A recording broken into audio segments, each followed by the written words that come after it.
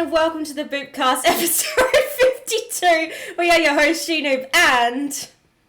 Cory. And I scared the fuck out of Dawn with my intro. That is honestly my only goal in life. Oh, it's too early in the morning for this. Welcome to the Boopcast, everybody. It is break week this week. So this year, because we wanted to have Larissa and Dawn on as always, but the schedule's all the fuck over the place, we decided this year, for the break week, we would have them both on because they don't do a corner of Remnant in the break week, so it works. But welcome, everybody. I freaking love those emotes from Christmas. They're just my favourite thing. I like how people mixing them with different emotes as well. So I've seen a couple with my Max emote, which looks really weird. Like shrugging stick arms just go well with just about anything. It's really good. Yeah. But yeah, we are going to chat RWBY Volume 7 so far today, as there's no chapter this week. Chapter 9 comes out tomorrow. We'll have a little chat about our predictions for Chapter 9 and for the remainder of the volume, what our favourite episode was, what our least favourite episode was, favourite character arcs, things like that. So we will discuss all of that sort of stuff today. Heather, get out! Spoilers! Go away! Goodbye! Leave!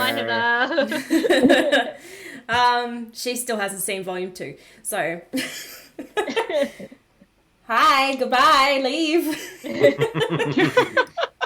I love you. You need to watch it tomorrow when you catch up. Yes, we do need to watch it. At least watch Volume 2. But welcome, Dawn and Larissa, and for anybody who doesn't know who you are, which I don't think is possible, but just in case, starting with Dawn, do you want to introduce yourself and tell us how you got into RWBY? Hi. I'm Emperial Dawn. This is my third year on the Boopcast, I believe. Yep. Or third guest appearance or something. I am a RWBY fan artist predominantly, a few other things here and there. I've been doing that since, I want to say halfway through 2016, but it was right before RWBY Volume 4. So I found RWBY, so it's funny, friends of mine were into Rooster Teeth for the longest time. They'll always tell me about Rooster Teeth, and I had my YouTube thing. I watched them. They watched their thing. Then I remember around February 2015. I don't remember, unfortunately. Sorry if I'm wrong. But I did see a little thing on Facebook saying Texas animator passes away. And I look into it. I realized it's someone from Rooster Teeth. I messaged my friends about it, and I'm like, "Oh, I'm sorry for your loss." You know, they knew him through, they knew Monty through Red vs. Blue. I didn't know who he was at the time. And then I was watching, and then I finally got into Rooster Teeth when the Creature YouTube group joined the Let's Play family. So I watched then I went back and watched all of Achievement Hunter stuff, Minecraft, GTA, all the way back from when it started. And eventually I got to some Halloween 2015 episodes, and they started having ads for RWBY Volume 3 at the end of it. So I knew it was from then, and then randomly, rather than jumping to the next GTA video, it jumped to RWBY Episode 1. So I'm like, oh, what's this? And I watched it. And then the next night, I watched more of it. The next night, every night, I was just waiting for it to be 9 o'clock, 8 o'clock at night so I can get in bed and keep watching it. And the most surreal thing was, it wasn't until the very end of Volume 3, which was the most recent at the time, and I went through the credits, and it showed Monty's signature. And I'm like, and it came full circle. You know, because I never saw Monty's name watching the show until the Volume 3 credits, and it just all circled back to when I first interacted with Rooster Teeth. Apollo was like saying sorry to a friend of mine who knew of Monty, without me knowing at the time. So yeah, and since then I've been doing RWBY fan art all through the year, not just during the seasons. 2 to 3 posts a week. Having no social life, just doing RWBY art instead. But I love it. It's such a passion I have. There's a massive wasp in my room right now. So I was going to say, earlier it looked like you saw a bug. Now there actually is a bug. So, yes. Larissa, you start. That's my story. Okay. Hi. Do you need to get the Mortine? You might need to. That's a big wasp. I'm afraid for you right now. You just go. I got a ruler. It's fine. And attack the wasp with a ruler. Australia. You're gonna get stung.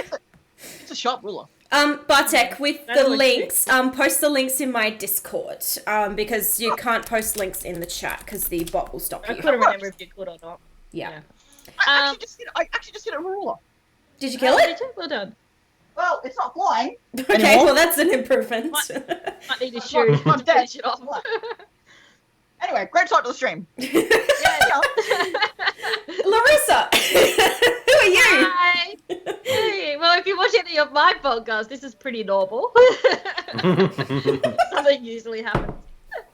Hi, I'm Larissa, Nerds of Oz. I'm a RWBY YouTuber. I'm also a RWBY cosplayer and a stream on Twitch as well, and have my own podcast, The Corner of Remnant, which I do with Dawn here.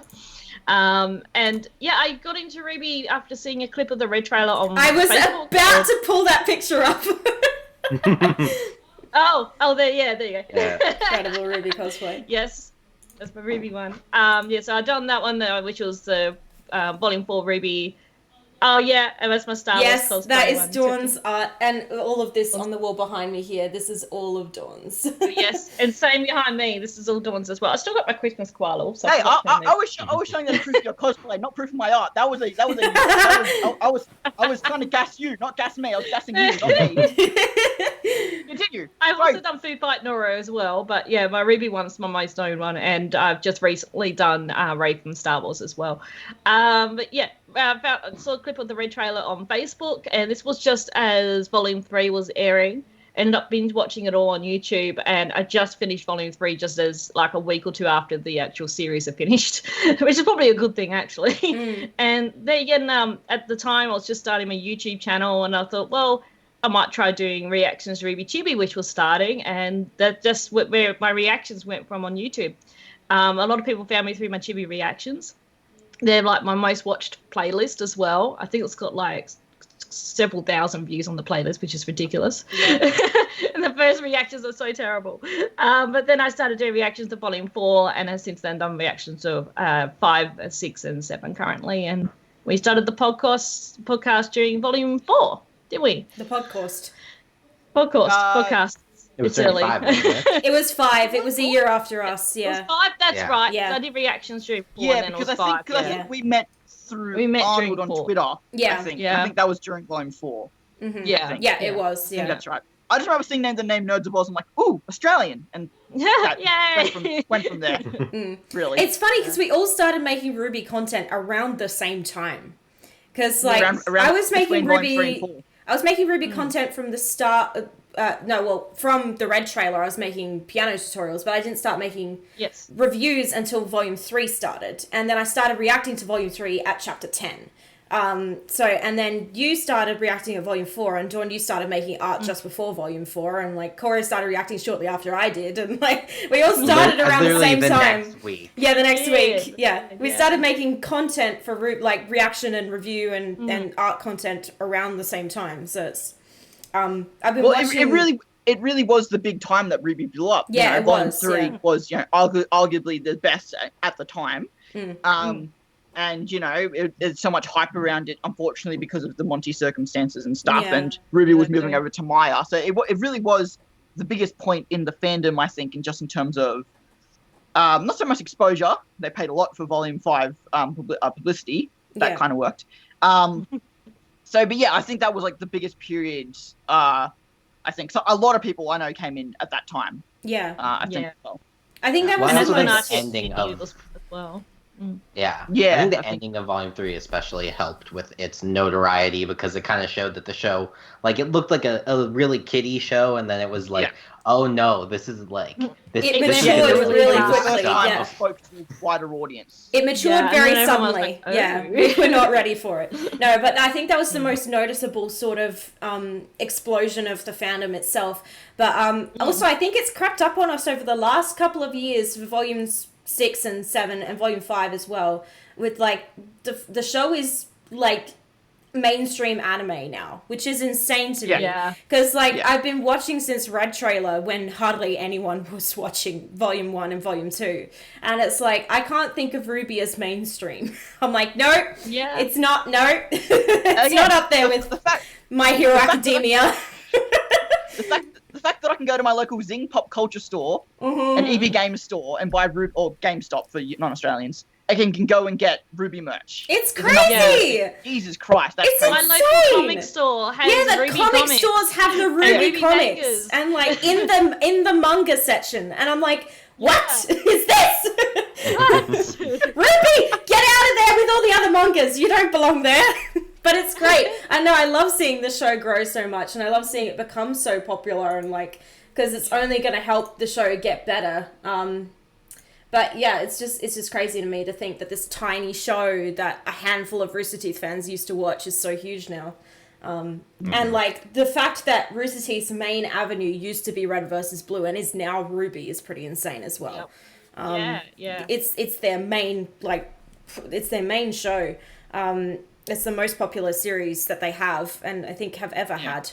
Well, I mean, the sheer fact that it's already been greenlit for another 2 volumes after this is proof enough how much faith they have. They maybe even have to have. Yeah, exactly. In RWBY going forward, but definitely they definitely have. Also, massive props to the RWBY. They wrapped production on Volume 7 last week.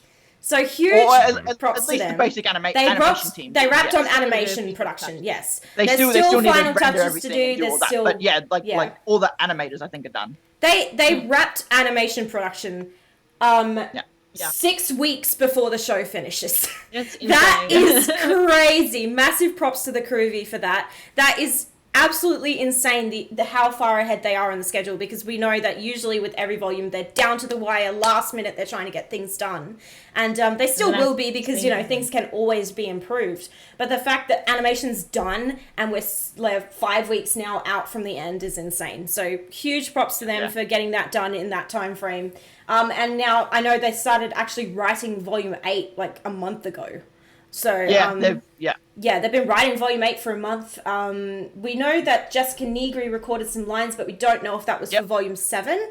So it may be for the final episode of Volume 7. But I don't think they'd be doing VA for Volume 8 just yet. It seems a little early. I can't imagine. Granted, Jess didn't confirm if it was anything Cinder related, but I think it's pretty fair to claim that it was. Yeah. Yeah, no, that's just insane. So massive props to the RWBY for all their hard work this volume, and it's going to really pay off for them to not, have to be in crunch for the last 3 weeks of the volume, and to have all of the main crux of it done so early. It can also then have such an easier start into the next volume as well. Yeah. Exactly. The sooner you early get the other stuff done, the more you can rest and kind of ease into the next one. Yeah, couple months off, which will make the whole thing easier. And especially with writing, like they can start work on it so much earlier now, because they already have lighting done, animation's done, so so really awesome. It's the earlier that things get done, the higher quality the next volume is going to be, because they're going to have more time to start work on it much earlier, have more time to refine things, and the fact that they didn't do character shorts before Volume 7 has significantly improved the quality of Volume 7. And they admitted that's why they didn't want this one. They just wanted to focus as much on the manpower as they could on this. Yeah. And again, you already had shorts for the main characters and Adam, who was, to be fair, in the trailers, so I think that was a fair give the short, I feel like. So there wasn't really any need or cause for more trailers or shorts regardless. No, I don't really know what they could have done with it. So I think it was very wise of them to go, no, we're not going to do that this year. We just want to focus on the volume. Because while we spend, 7 months of the year being depraved of RWBY, we'll live, but, I'm willing to sacrifice extra content for higher quality content. It's more important to me that the show... quality over quantity, 100%. Yeah, exactly, yeah. I want Chibi back. I know, I'm sad that there's no Chibi anymore, but I do want them to focus all of their efforts on the volume itself, even if that means sacrificing Chibi. Yeah, like, if they get ahead of things and on top of things for Volume 8, they might be able to do it, but we'll see. Yeah, we'll see. I really hope, because that helps during the period between seasons as well. You got Chibi just to help you. It's your RWBY content, till when the new volume starts. So I think it's going to be difficult for them too, with all of the layoffs that have happened over the last year. The animation team is not the size that it used to be. But I'm not sure about Chibi's future. They may bring it back. We don't know, Jace, we're not sure. It's possible. Like with a lot of Rooster Teeth shows, they never cancel shows or anything like that. It's just on hiatus.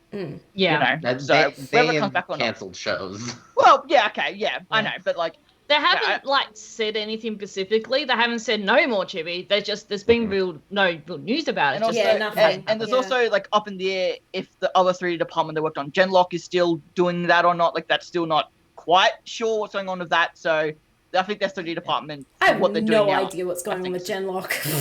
We talked about Genlock last week, I think, didn't we? I've still only watched 3 episodes. So I've only seen the first, but I haven't watched any of it as well. I haven't watched any I of like it. Nomad of Nowhere, and we haven't had anything about that. So I'm pretty sure that got show cancelled. Yeah. The original creator of the show came out recently and said that hasn't heard anything from Rooster about it.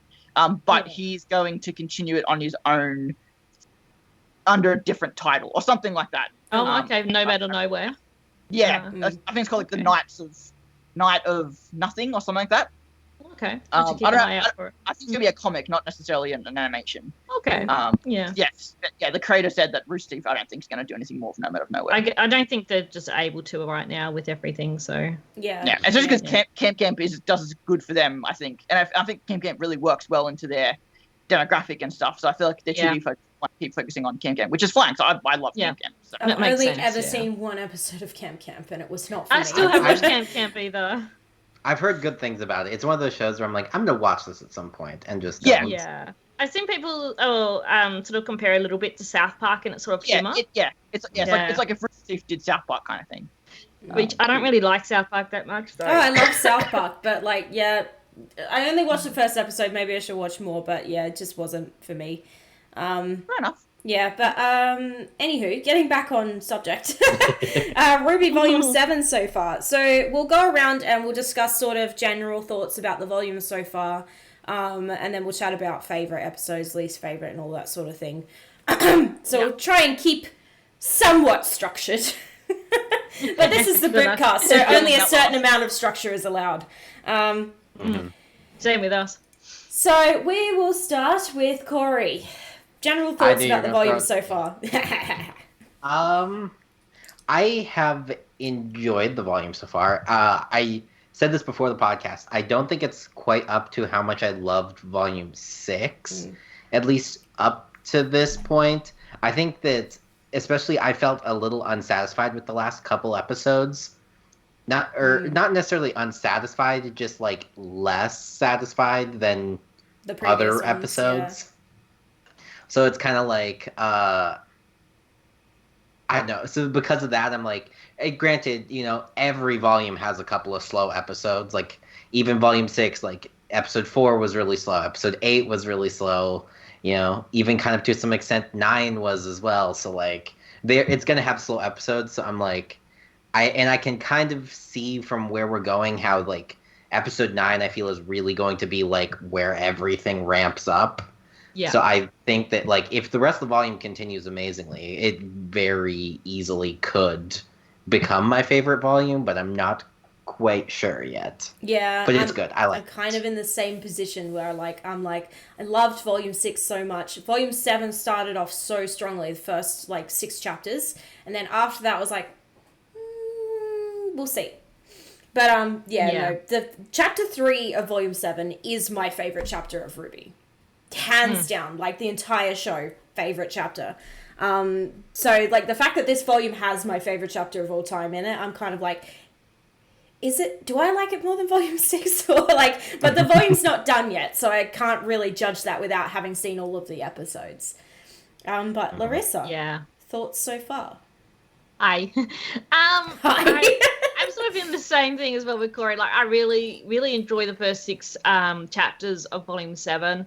And then it's sort of gone a little bit slow. I still enjoy the chapters 7 and 8, but it was just wasn't what I was expecting. After 6, I was like, oh, we got to get a volume 3 sort of scenario. There's Grim invading and fighting, but it was just like, nope, it's all over now. I'm like, what happened? Yeah, but it could, of course, if volume 9. Chapter 9 is what we're expecting things to ramp up. Then I think. Volume 7 will end up being one of my favourite volumes.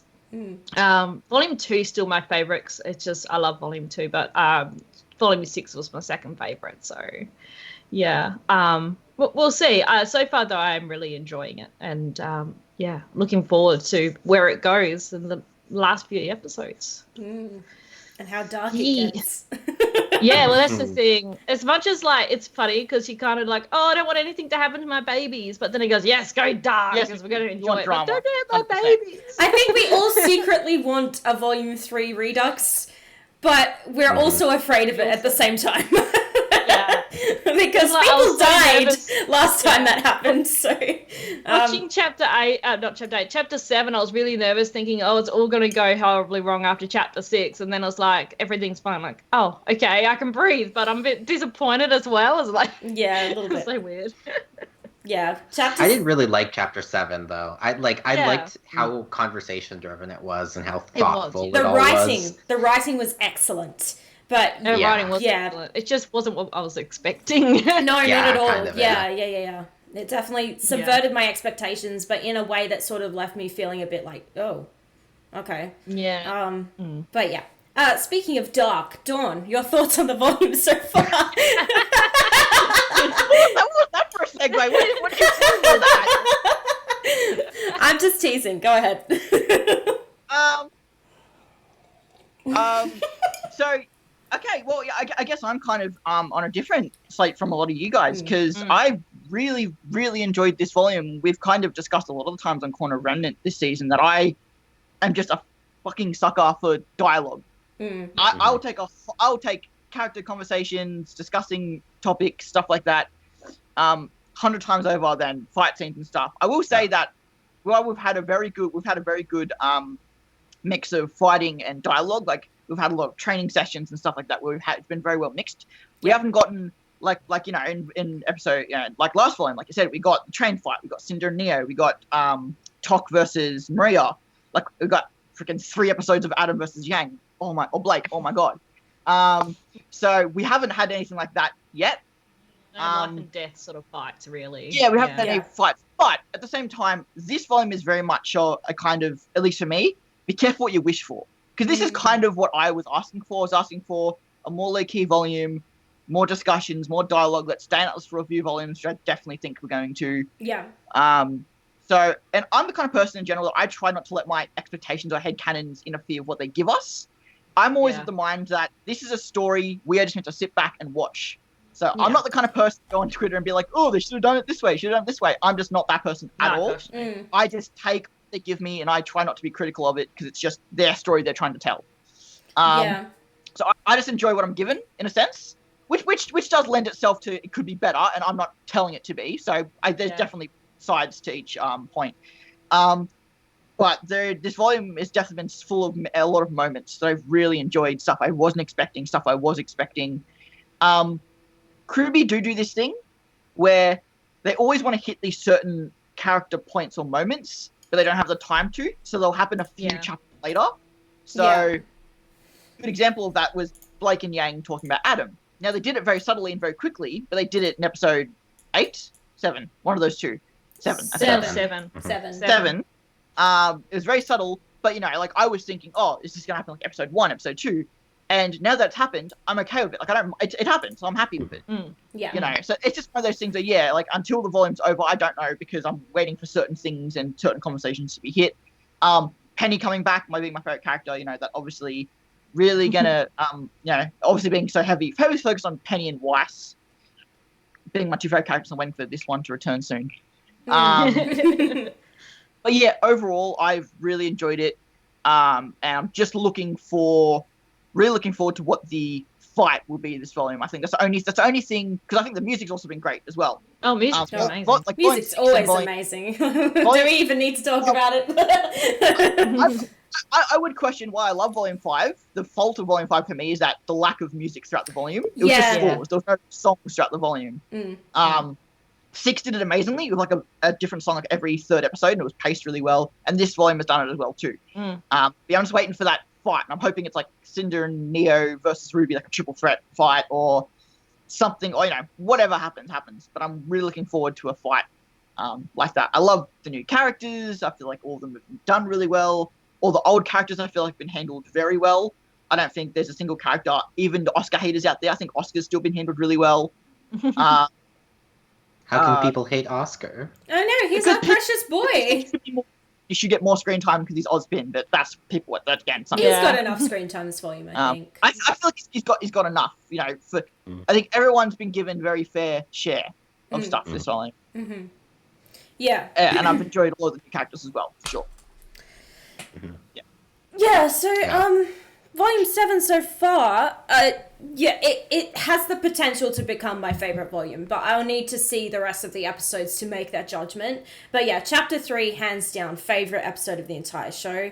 And that's really the only focused fight that we've had this volume is Aesop versus the Geist. But everything else that was going on in that chapter with all of the other sort of small fights where we got to see, Team Junior doing their thing with their, everybody using their upgrades and stuff like that. Except for Weiss because she didn't get one for some reason. And it was they did actually no, she actually did. Her Mertnaster is now like a more capable caster kind of thing. You see her using dust more projectively more than she used to. So her Mertnaster is more like a wand now in a sense. That's been her upgrade. I think it was mentioned, but it hasn't been on screen super noticeable. No, not really. Yeah. Not compared to everybody else. No, not compared to everyone else. Not compared to Nora's broomstick, which is amazing. Oh my god. That was so weird. But yeah. I loved it. Yeah, chapter 3, just everything that was going on with the small fights and showing off everybody's upgrades and the sound design in that chapter, my god. Just really, so far, been very, very good. The writing standard has been incredible this volume. Hasn't really been a moment where I've thought the writing was lacking, except for maybe chapter 8. But I think that had a lot to do with the way that they cut episode 8. I think it was just cut a little strangely. But the writing has always been exceptional, especially in chapter 7. That's the best written chapter of RWBY ever at all. It was just incredible, the dialogue and the sort of back and forth that was going on between the characters and giving the voice actors a chance to really shine, especially Samantha Ireland. Oh god, forget the guy who plays James Ironwood now. Oh my gosh, I've forgotten his name. I'm sorry. Jason. No, that's was it Jason? It's Jason something. Jason something. Jason something. Yeah. Because I was going to say Jason Liebrecht is Crow. Just so far been really, really good. I'm looking forward to seeing chapter 9 because we talked about this last week, but we feel like chapters 8 and 9 are going to be two parts of a whole. Chapter 8 voice actress Jason Lai Rose. Oh, that's right. I knew it was an L something. Yeah. I think I pronounce it as Lei. Lai Rose. Lai Rose. Yeah. But let's Google it. Chapter 8, compared to every other chapter this volume, was very short. And there wasn't a whole lot of substance to it compared to the other chapters.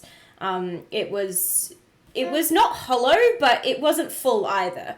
I really, I think it's more like a two-parter. Once we see episode 9, it'll make a lot more sense. I feel like that is the case. Yeah. I really loved the scene between Weiss and Willow, or the scenes, multiple, between Weiss and Willow.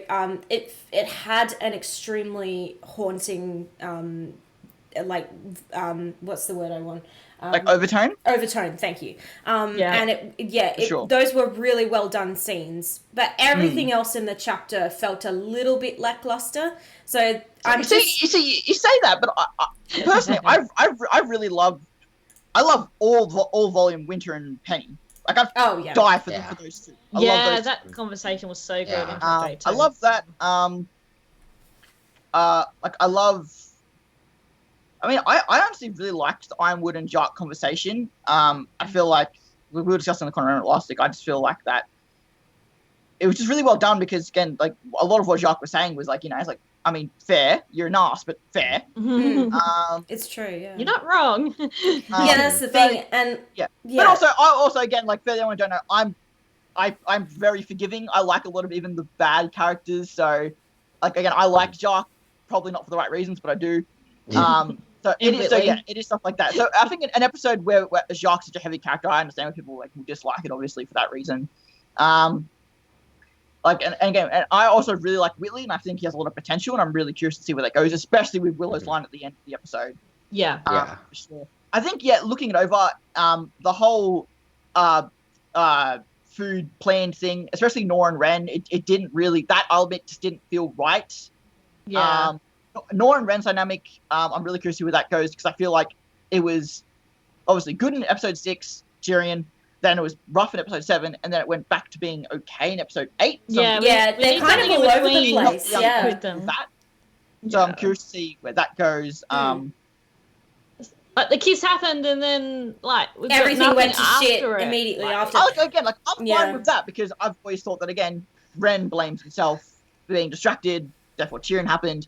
But then they were kind of buddy in episode 8. That's my only thing where I'm like, okay, I'm curious to see where this goes. Granted, Ren was working towards the mission for the plan, so he was going along with everything. But but that's my only that'd be my only fault. Personally, my only fault at episode 8.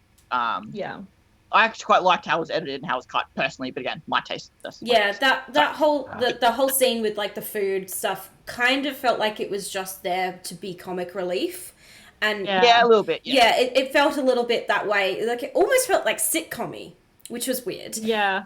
Because I've never really thought of RWBY as sitcom-y. But like Larissa said, I'm curious if that will lead into episode 9, where Weiss now goes to talk to Whitley after he's covered in wine, he's all humiliated. And that kind of ties into that, and then it makes that make more sense. Like it's really a two-parter episode. We're going to put Whitley down so that when Weiss goes to talk to him, it might make it more that moment more satisfying because Whitley is down at that moment, possibly. But again, we'll see how it ties into both episodes. I was going to the break week too, and mention too with chapter 9, the thumbnail description and runtime were released today. So the thumbnail is Oscar sitting at what appears to be the banquet table. So fucking yikes. The description is, will you tell the truth or will someone tell it for you? The answer can make all the difference in the world. And the runtime is 18 minutes and 19 seconds. So back to that sort of more consistent runtime that we've had this volume. And I definitely feel like chapter 8 was chapter 8 part 1 and chapter 9 is going to be chapter 8 part 2. Yeah. But I think the choice to have the break week after chapter 8 was a strange choice. I don't think it was a. I don't think it was a choice necessarily. It just. I think it kind of just happened. It just happened. That seems. They wanted to give. They wanted to have the break week between Christmas and New Year's because that just makes the most sense. And it just happened to fall on one of the weaker episodes. That's been a common thing in RWBY the past volumes. I don't think it's ever necessarily deliberate. Yeah, no, that's what it feels like. It feels like it's just sort of fallen there, and they've gone, well, I guess we just have to make this work. But it was not a good chapter to have right before a 2-week break, because nothing really happened. Not like we were expecting. I will say, the end of episode 8 with Watts was fucking awesome. I love that. I just love that scene. Really did. Yeah. But maybe as what above, made the rest so of the episode below wasn't is the enough title. to then sustain that, I think, over the 2 weeks. You're right. Yeah, because I don't hate the episode like for its individual scenes. I just don't like the episode as a whole because I feel like we're like missing the next scene in the dining room. Yeah, and then, it felt like it ended in the middle of everything. Like it just it felt like it was building and building and building, and then just kind of was like, oh, it's over. Like you know, and that's why I feel like when we add in episode 9, it'll be like okay, like we hit the climax and then everything, you know, gets to happen. So that's partially why I'm like, ooh, episode 8 feels unsatisfying because it just kind of happened. Like a bunch of things setting up everything for chapter 9. Yeah. Especially with the scene of Watts at the end, with the heating being turned off. And the title for the next episode as well, As Above, So Below, too. I think, it's really symbolic of Atlas and Mantle. In hindsight, it'll be more. In hindsight, I think it'll be more satisfying. To watch chapters 8 and 9 together, I think will be more satisfying than watching them separately. But that's why I've told people who haven't seen chapter 8 yet. I said, wait and watch it with chapter 9. I really loved the way chapter 8 ended. It was the whole episode was kind of haunting from like the halfway through to the end, which it was a really interesting atmosphere in that episode, and I don't think the episode was bad. That's the thing. I like the episode, but it's not a strong episode on its own. So and the fact that there was a break week after that as well made me go, oh. And like I don't remember if it was you, Kaylee, or if it was Cory you mentioned it, but like volume 6, like episode 4, episode 8, I'd argue episode 10 over episode 9. Episode 4, 8, and 10 were pretty lackluster in the grand scheme of how good volume 6 was. So to this volume to only really have episode 8. More chapter 9 than 10, I think. I really like took 9 from last volume, but Yeah, I did too. Yeah. man, that's me. But chapter 10 was very busy. It was busy, but it was good. But like then episode 10 was literally just a starting point for episodes 11 and 12, and arguably 13 as well. Yeah. But yeah, like for this volume though, like again, by this time last volume, I was always like, okay, episode 4 and episode 8 are kind of This volume, I'd argue only episode 8 so far has been meh. Really? Yeah. Personally. So I think it's doing better in that regard. Again, the substance of this episodes aren't as good as the substances of volume 6, just because of the nature of it. It was traveling, it was different stories, but this is much more like, okay, let's prepare for what's to come, volume 8. So like this whole volume is like just a build up to episode 8, volume 8, I feel. Yeah. Which in a sense is kind of what the fandom was asking for, or at least I know I was. So, yeah, I think we're getting kind of what we should have been expecting, I feel like. Yeah. Which doesn't make a low quality acceptable. Not that it is low quality, but just for example. But I think it's, again, I think in hindsight it will work out better. I definitely don't think, J-Spy, that Oscar is already infused with Ozpin. I think this is a process that takes decades. Just from what little that we've seen previously of Ozma's previous lives, it's not something that's going to happen very quickly, I don't think. Yeah. Because they keep mentioning about, like, in time, you won't even know who's who anymore, and it's like, I don't think that's already happened. It's a gradual process. I think there's a really subtle undertone with Oscar this volume that a lot of people think that, Oscar's merging of Ozpin, Oscar's merging of... I think it's actually... that's to disguise it. I think Oscar is actually maturing as a character. Yeah, and actually developing. Yeah. But it's hidden under the mask of, he's just merging with Ozpin, but it's actually character development. Nobody's willing to give Oscar credit for being Oscar, and it's so annoying to me. Yeah. And I'm like, Oscar is his own person and his own character, and he's maturing as a person, and like he's getting old. He's like 15 now. I think he's about 15 now. And like he's maturing, and he's going through a lot, and he's having to deal with all of this responsibility and everything that's going on around him, and he's a 15-year-old kid. Like, that's how old RWBY was when Volume 1 started. Was she mature? Yeah. No. So, like, she was very immature. But, like, he's maturing in his own right. And, everybody's so quick to be like, oh, it's Ozpin. I'm like, no, it's just Oscar. Give him some credit. The kid's doing his best. It just drives me crazy that people, like, do that. And it also drives me crazy because that's what Ironwood is doing. And like he almost is behaving like he doesn't see Oscar as a person, and it drives me insane. And I just end up screaming at James a lot of the time because I'm like, he is Oscar, stop it.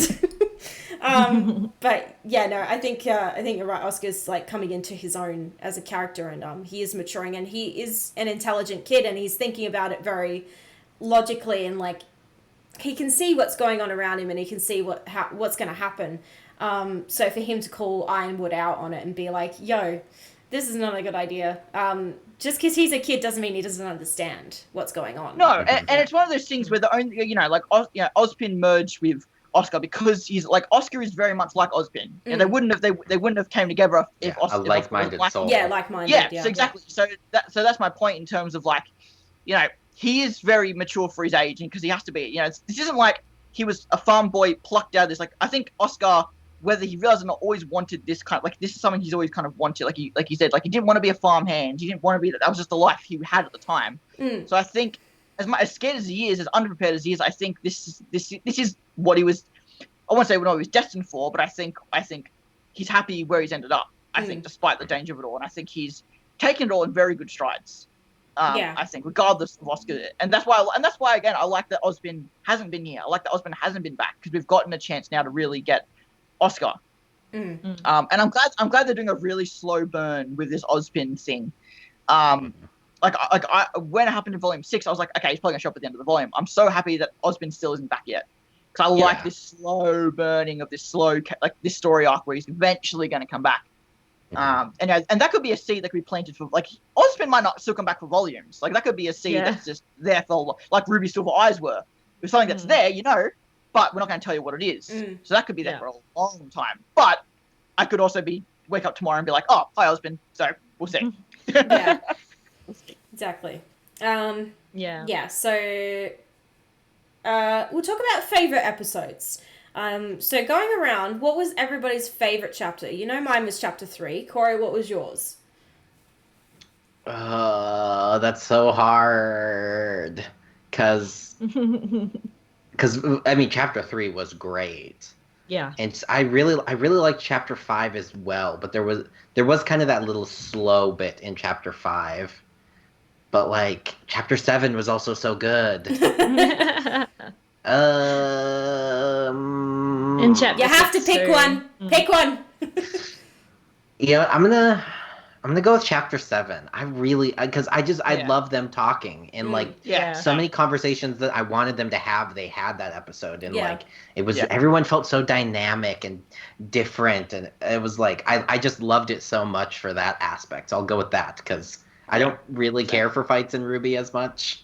No, Yeah. same. Cool. I think you and me, Cory, are quite similar, and what we like from RWBY, I think for sure. Mhm. See, for me, chapter 3 was like 60% the sound design because it was so good.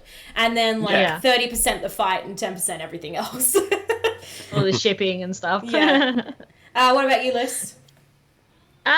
Yeah, so it's I was thinking probably chapter 5. I really love the start with the montage of them doing becoming so husband cute. huntresses and doing things. I Yeah. really love the scene with Neon or Team Funky. Yeah, it was a little bit slow with that scene with Robin, but I still quite like that scene, as well as the chats in the car with Penny. So I say probably will be chapter 5 for me at the moment.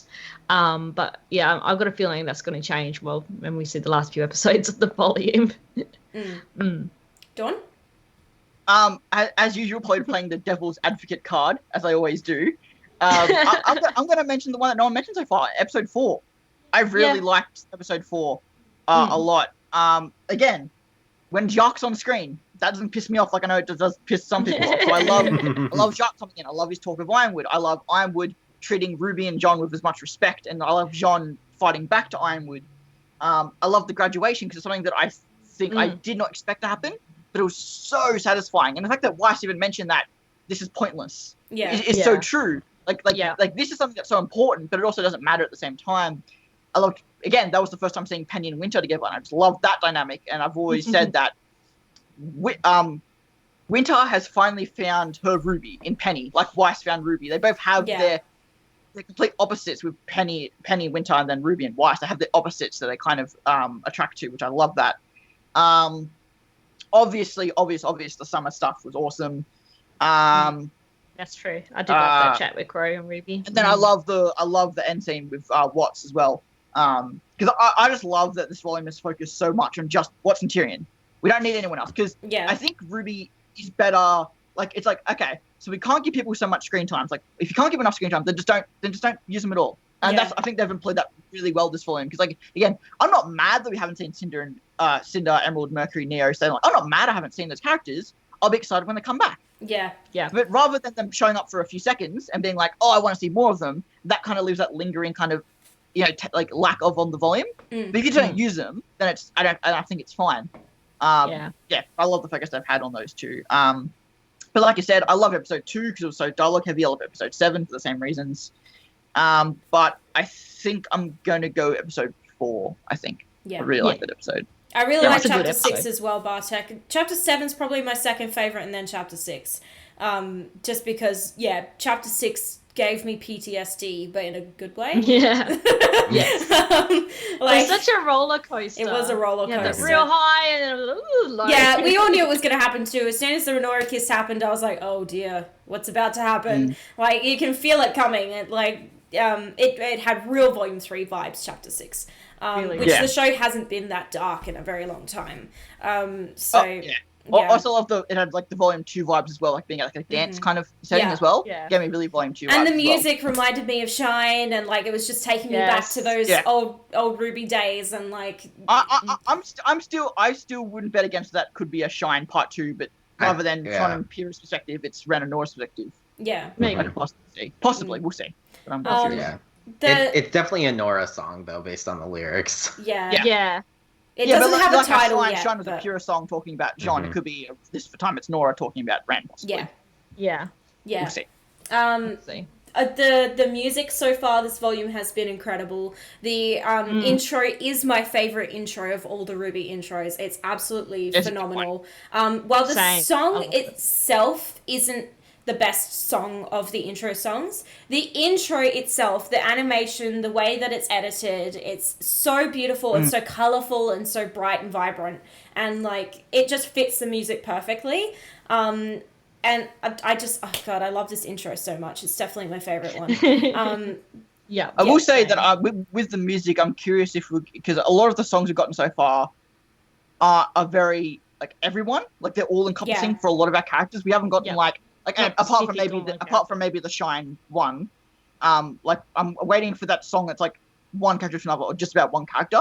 Because obviously Volume 5 was like full of just one-off character talking about character songs, and 6 was a mix. So I'm curious to see if we're gonna get a song in episode 6 or Volume 7 that's a bit more focused on a singular character rather than the whole group. Because I feel like a lot of the songs have been a very broad spectrum on the focus of the RWBY needs some musical love. She hasn't had her own song since Volume fucking 2, 1 even. Volume 1.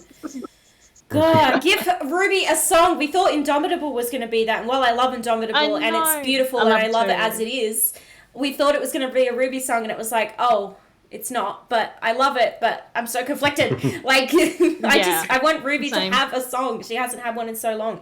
And, like, Weiss has had a lot. Blake has had a few. Yang's had a few. Blake's probably had more than Yang. But, I need RWBY to have her musical moment. I need her to have her own song because she hasn't had one for forever. And again, I feel like they're just waiting. I feel like they really are just waiting for that right moment. And we're getting there because RWBY's development is definitely building through Volume 6 now, Volume 7. So we'll get there. Patience is a virtue. We'll get there eventually. I'm sure it will be. They know we've been asking for it for years, so they can't keep ignoring us. Jeff, get on it.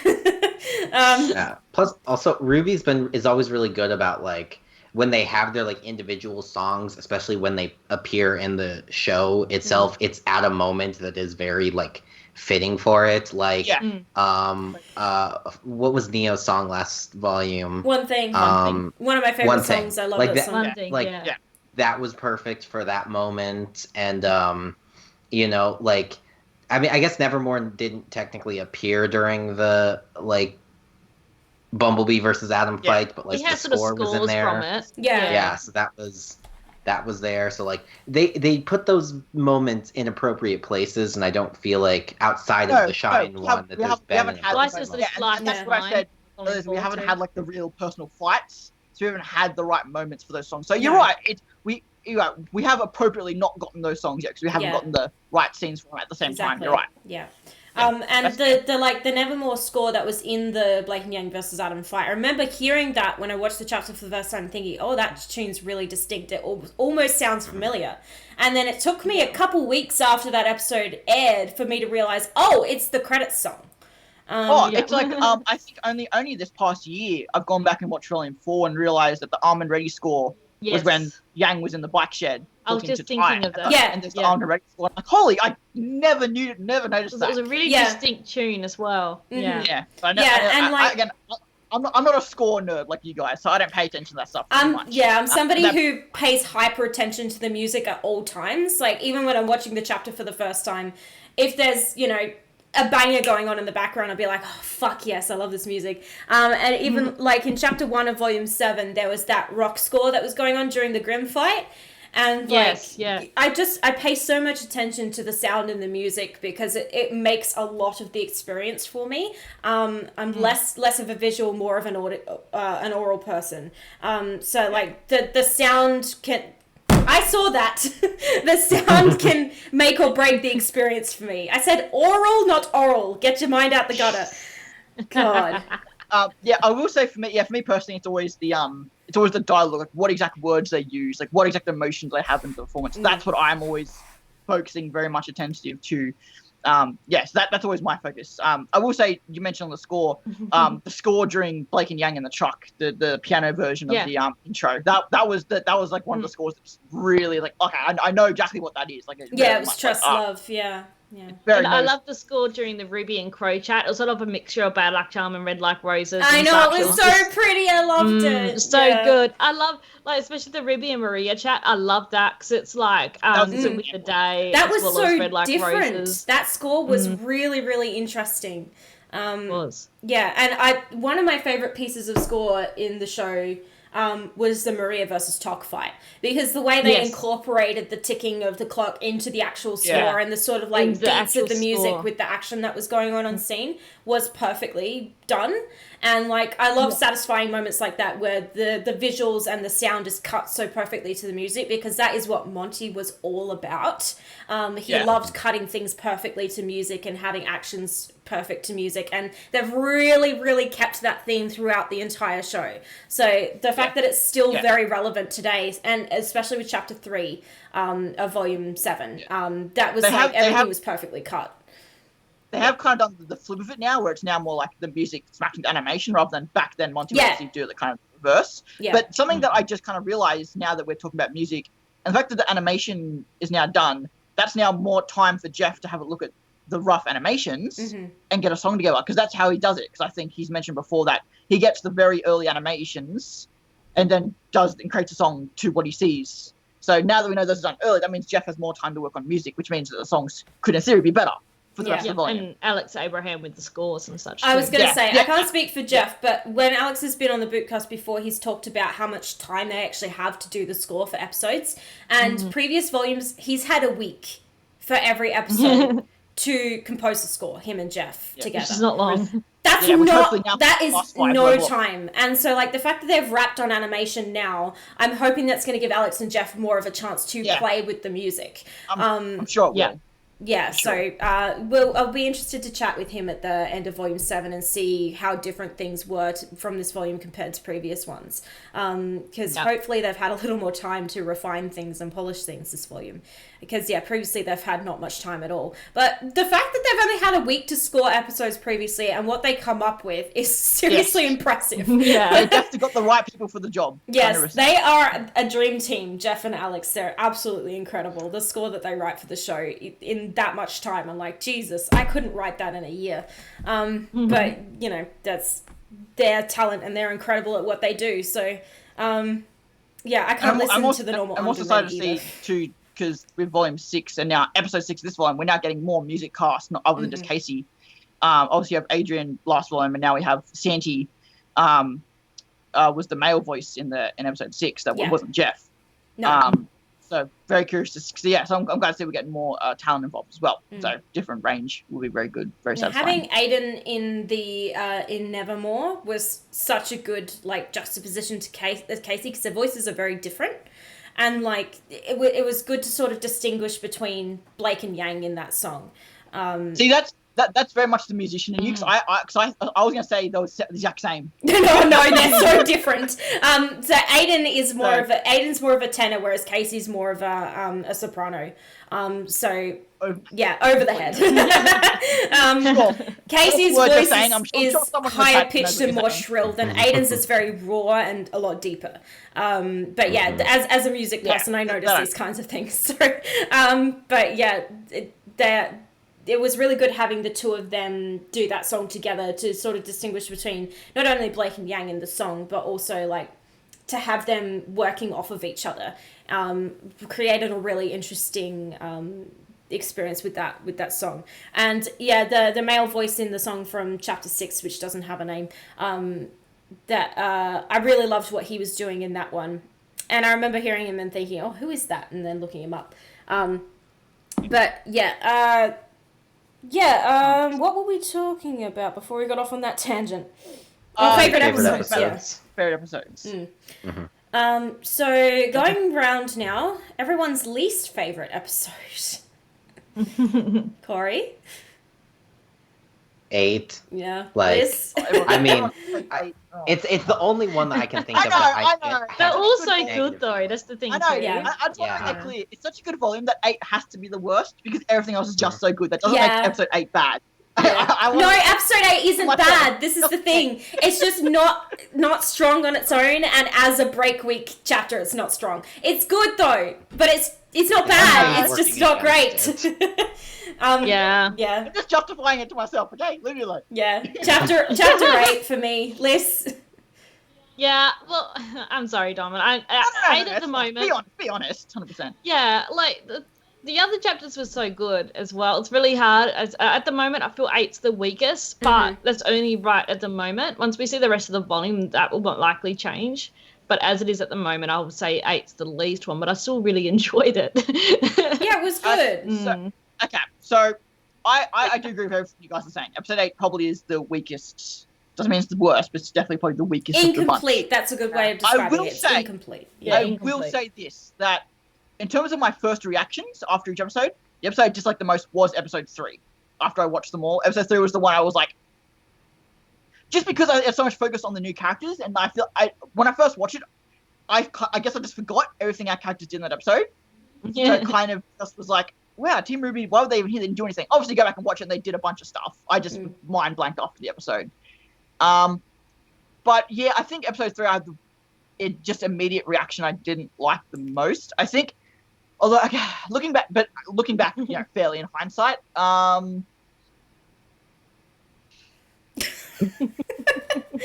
It's hard because they've all been so good. They have all been so good. Yeah.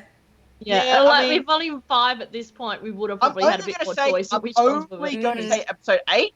I'm only going to say episode 8 because I had the least. That's the only reason why I said episode 8, because it was just the shortest. Yeah, and I had no problem. That's fair. I think it is half the reason. Let's be real. The way they edit, because you mentioned before that you didn't like the way it was edited, Kaylee, episode 8. Not that I didn't like the way it was edited, but okay. Yeah, just more that it seemed to cut scenes. Strangely.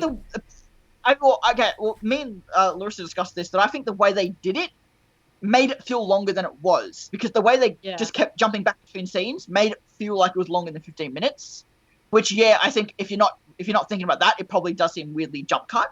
But I feel like in the attempt to make it longer, I feel like it worked in that respect. Personally, I will say that none of us mentioned episode 1 this entire time. So I don't know what that says about episode 1. No one has mentioned episode 1 yet. It's episode 1.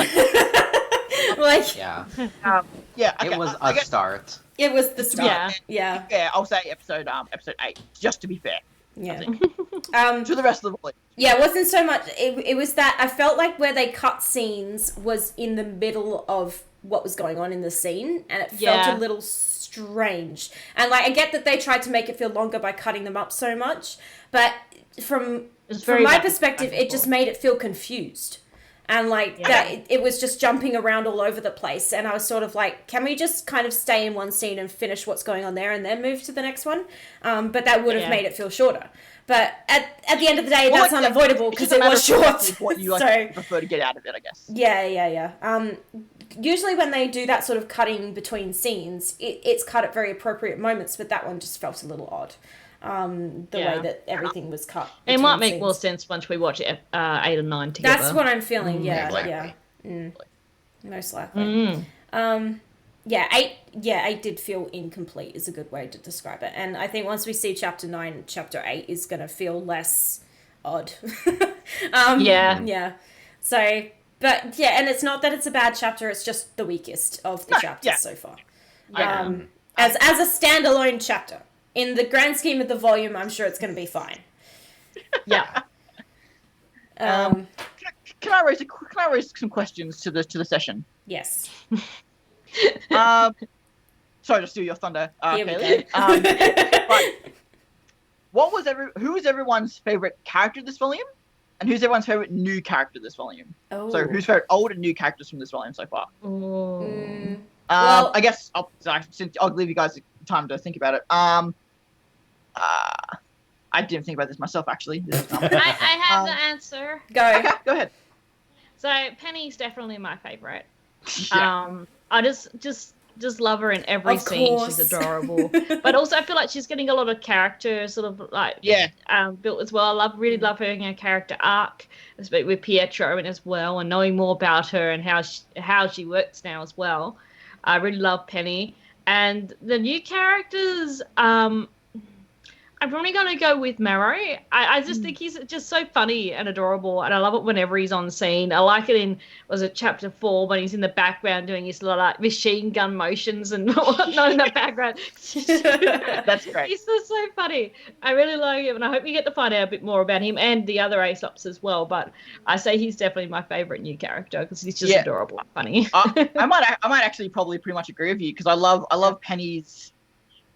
I want to say guilt arc she's been on, because it feels like every episode she's getting like she feels guilty after like obviously Robin called her out in episode 5, then she got framed in episode 6, then she was so concerned about Ironwood in episode 7, and then episode 8 she was called out by Ironwood and Jacques.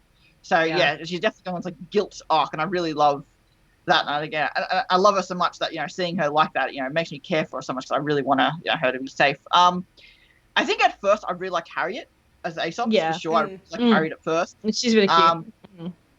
She's definitely gotten a lot snarkier since to her.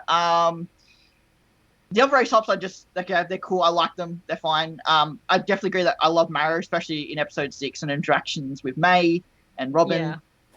I really liked. Still hoping to see Henry at some point, but May Marigold's fine for now. Let's see. I really, really like Robin. I really, really like Robin. She has a very Raven vibe, but in a different sense. I'm sure to Kaylee a less annoying sense. I was about to say I don't equate her to.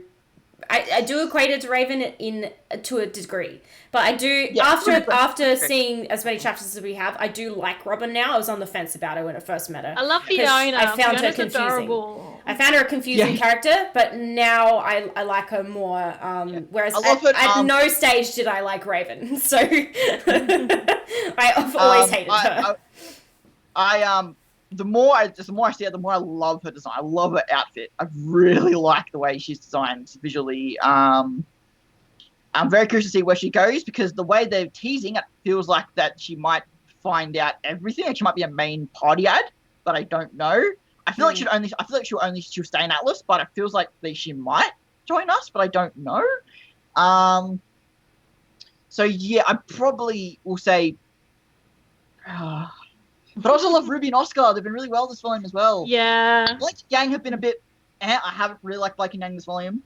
Nothing to do with their relationship, just them individually. I just haven't been impressed really with what they've been doing. We haven't seen a huge amount of them except. But I loved their talk in the truck. That definitely changed my. Once that happened, I'm like, okay, I love them again. I love the scene with Robin as well, with the two of them. Yeah. No, that was awesome as well. Crow's interesting. I'm not too sure. I almost want to say I feel like they're just dragging Crow's character out. I feel like he shouldn't have been around for this long because I feel like he's just not doing anything.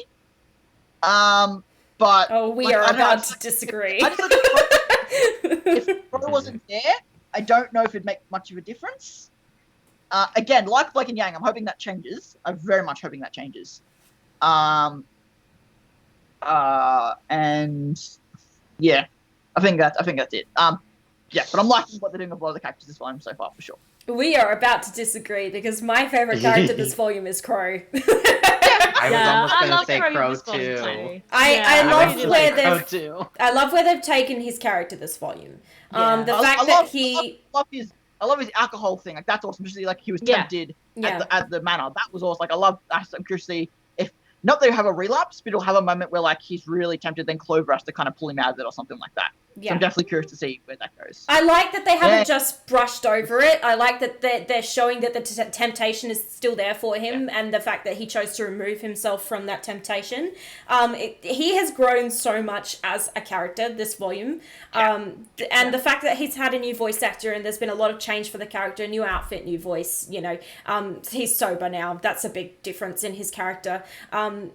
The fact that he's had a lot of change going on, I think, was long needed for his character because he's been pretty much the same from volume 3 to volume 6. So the only thing that changed was he got drunker, which I didn't think was possible, and he got more depressed. And I just felt awful for him, and like also wanting to shake him and snap him out of it at the same time. And like it's like, you know, it's like having a friend who's got an addiction, and you're like, I love you and I want you to be happy, but fucking stop destroying yourself. Like, it's infuriating. It's a bit like that's how RWBY was with Crow as well. Exactly. Like, yeah. Exactly. When she grabs the bottle and smashes it against the wall. Exactly. Yeah. And to see him grow as a person this volume and see his potential with Clover as well has been really, really rewarding. His potential as an LGBT character as well, really rewarding. Specifically bisexual character, very rewarding for you know, a lot of reasons. And I love what they've done with his arcs so far this volume. And I love that, you know, the older characters are getting some attention as far as character development is going. Not just, you know, the younger characters. But my favorite new character this volume, I'm tossing up between Harriet and I've forgotten their name now completely. Fiona. I love Fiona. Yeah. Yes. I'm tossing up between Harriet and Fiona. Next to Penny, she's my second favourite. I love Harriet's semblance so much. Her semblance and her weapon's really cool. I love the way that they animated her semblance in chapter 3. Like, you know, I'm just a whore for chapter 3. It's my favourite chapter. But, clearly. Yeah. I love her semblance, and she's really interesting character. And her voice actress and like her dynamic with RWBY and everything like that. But I also really love Fiona because she's adorable. But we haven't seen a lot of Fiona character-wise. So I think at the moment it's Harriet. I want to say Clover, but I'm still not sure I trust Clover. So not sure about him yet. So we'll see what happens. But I just love that scene with Fiona in chapter 6 when she's on stage and then she hands the mic over to Robin. So she's so adorable. Oh, she's adorable. I love her. What's with all the cute Faunus girls this volume? I know, so many cute Faunus. The bear Faunus with pink hair, Fiona. Barry's really cute. Like, love the waiter in the chapter waiter 8 in chapter 8, yeah. Yes. Like, there's so many adorable Faunus this volume, and I'm like, I can't. I'm living for it. It's good Cory, to see them, though, because I wasn't really expecting to characters. see many Faunus, really, especially in Atlas. Yeah. I just think it's, like, the fact that the Faunus was a waiter at the party, I was like, oh, you pricks. you bastards. Like, that makes me really mad. Yeah. But just to see the way that the Faunus are treated and subjugated and discriminated against in Mantle and Atlas. We knew about it because we'd heard about it so many times, but seeing it firsthand, I'm like, oh, I almost want all of you to die. Yeah. I almost want terrible things to happen to Atlas because of the way they treat the Faunus.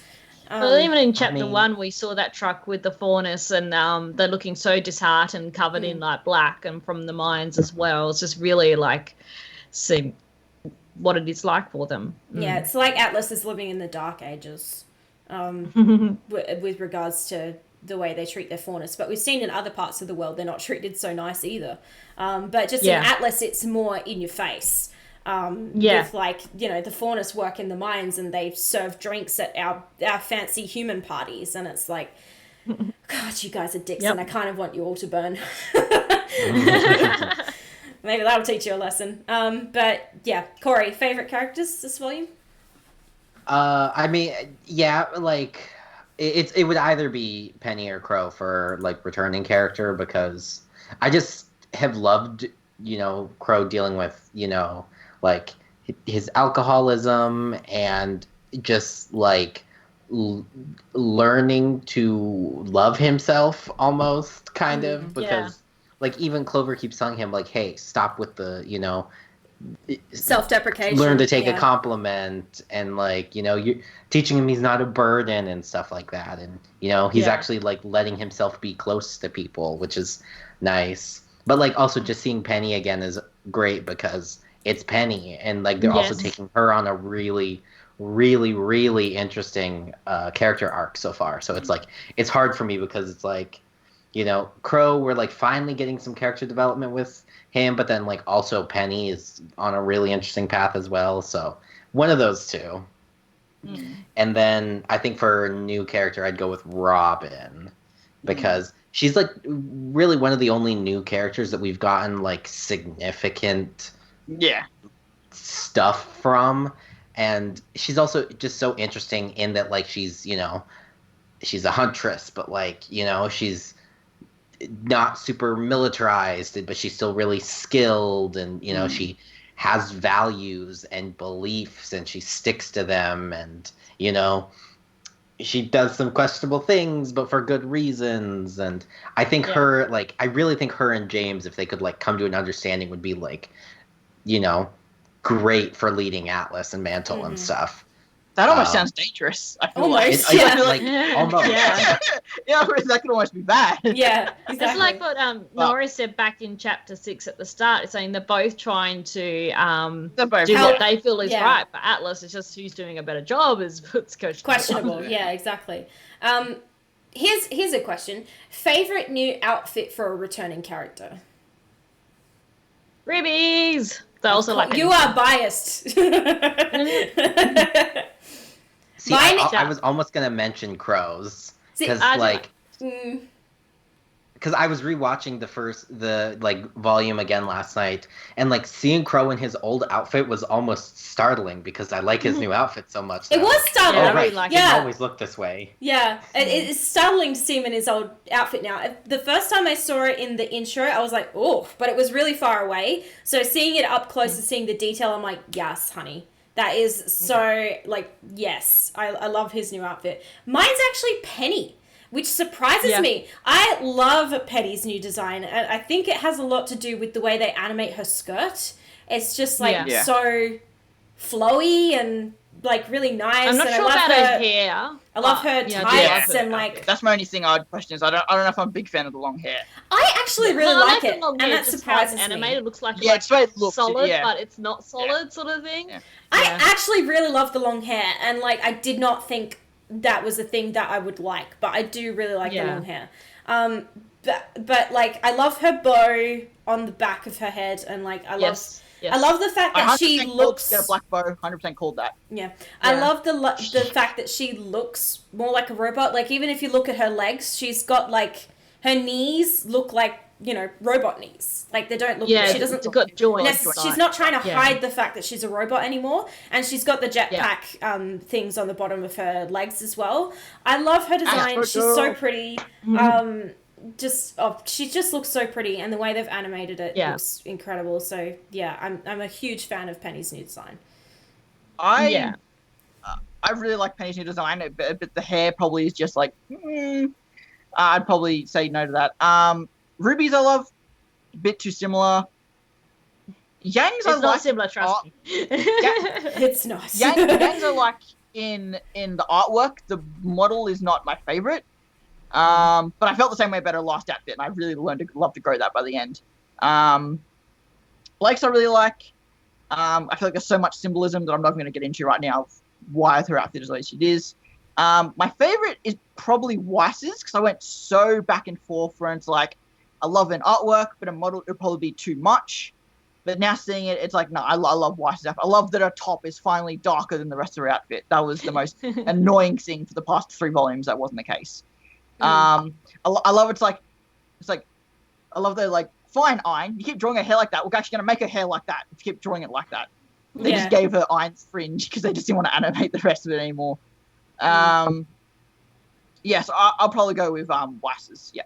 Yeah. I also really love Weiss's, and I just thought about this. Mine's actually tied between Penny and Blake, because Blake's looks so good in Engine. Hers looks the best in Engine, from concept to Engine. Except for her hair. Her hair's a letdown. But the rest of her, that catsuit looks so good on her, and in every lighting it looks good. It hugs her body really well, and especially in chapter 3, that shot of her coming through the crevasse when it's really dark, I'm fucking step on me, queen. Holy shit, she looks good. She definitely does. She looks the best in Engine for sure. To be fair, I think on Corner Remnant we've talked about Blake, her boobs, and just her physically too much for one volume, so I'm not going to get into it here. Yeah, this is the thing. Discussion. This is the thing.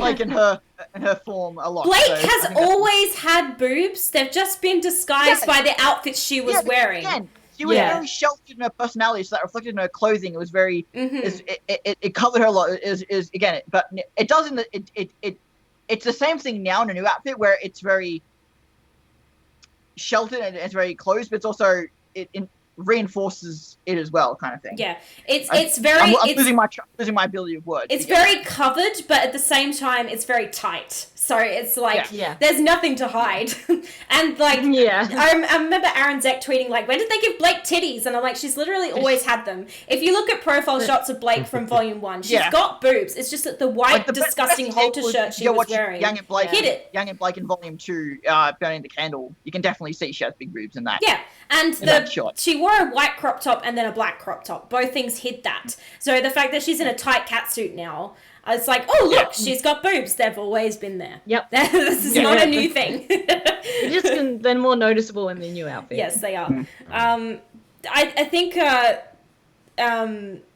Blake's looks the best in Engine from Concept, definitely. But I love Penny's because we didn't actually see Concept of Penny's. Penny's is really good as well. Yeah. Cory. I said mine already. Well, outfits. Yeah, I said that Crow was. Sorry. Yeah. We jumped around from person to person. We didn't have to go in a circle for that one. No, we did not. I wonder if Yang will notice if I wear a catsuit. Honestly, those two have been adorable this volume. But like what I love more than the fact that Blake and Yang have been adorable is everyone else's reaction to them being adorable. Like especially in chapter 6 when like they were doing the like Yang was showing her how to dance and then Weiss is looking at them like. And then the offer from Jean to go to the movies, and it's just like, yep, get me the fuck out of here. I don't want to be in the room with these two right now because they're being disgusting. And like, a lot of people were being like, oh, Weiss hates the ship, C2, look at this. I'm like, no. Have you ever been in a room with two people who are in the honeymoon phase of their relationship and they're so disgusting you can't stand to be in the room with them? That's what she's doing. I'll admit the whole shipping thing is never been my favorite thing, and now that a lot of it's coming to the forefront with obviously Bumblebee and obviously Crow and Clover, it's not my favorite thing whenever I see it on screen. But there are moments where I do really like it, like again with Yang and Blake in the truck. I really did like it. I feel like I did like Clover and Chloe in the truck as well. Okay, so apparently I like ships and trucks. Basically, I think we can gather from that. I just like those again. I just love character moments. I love really good conversations between two characters, and whether or not they're in a relationship or not has never mattered to me.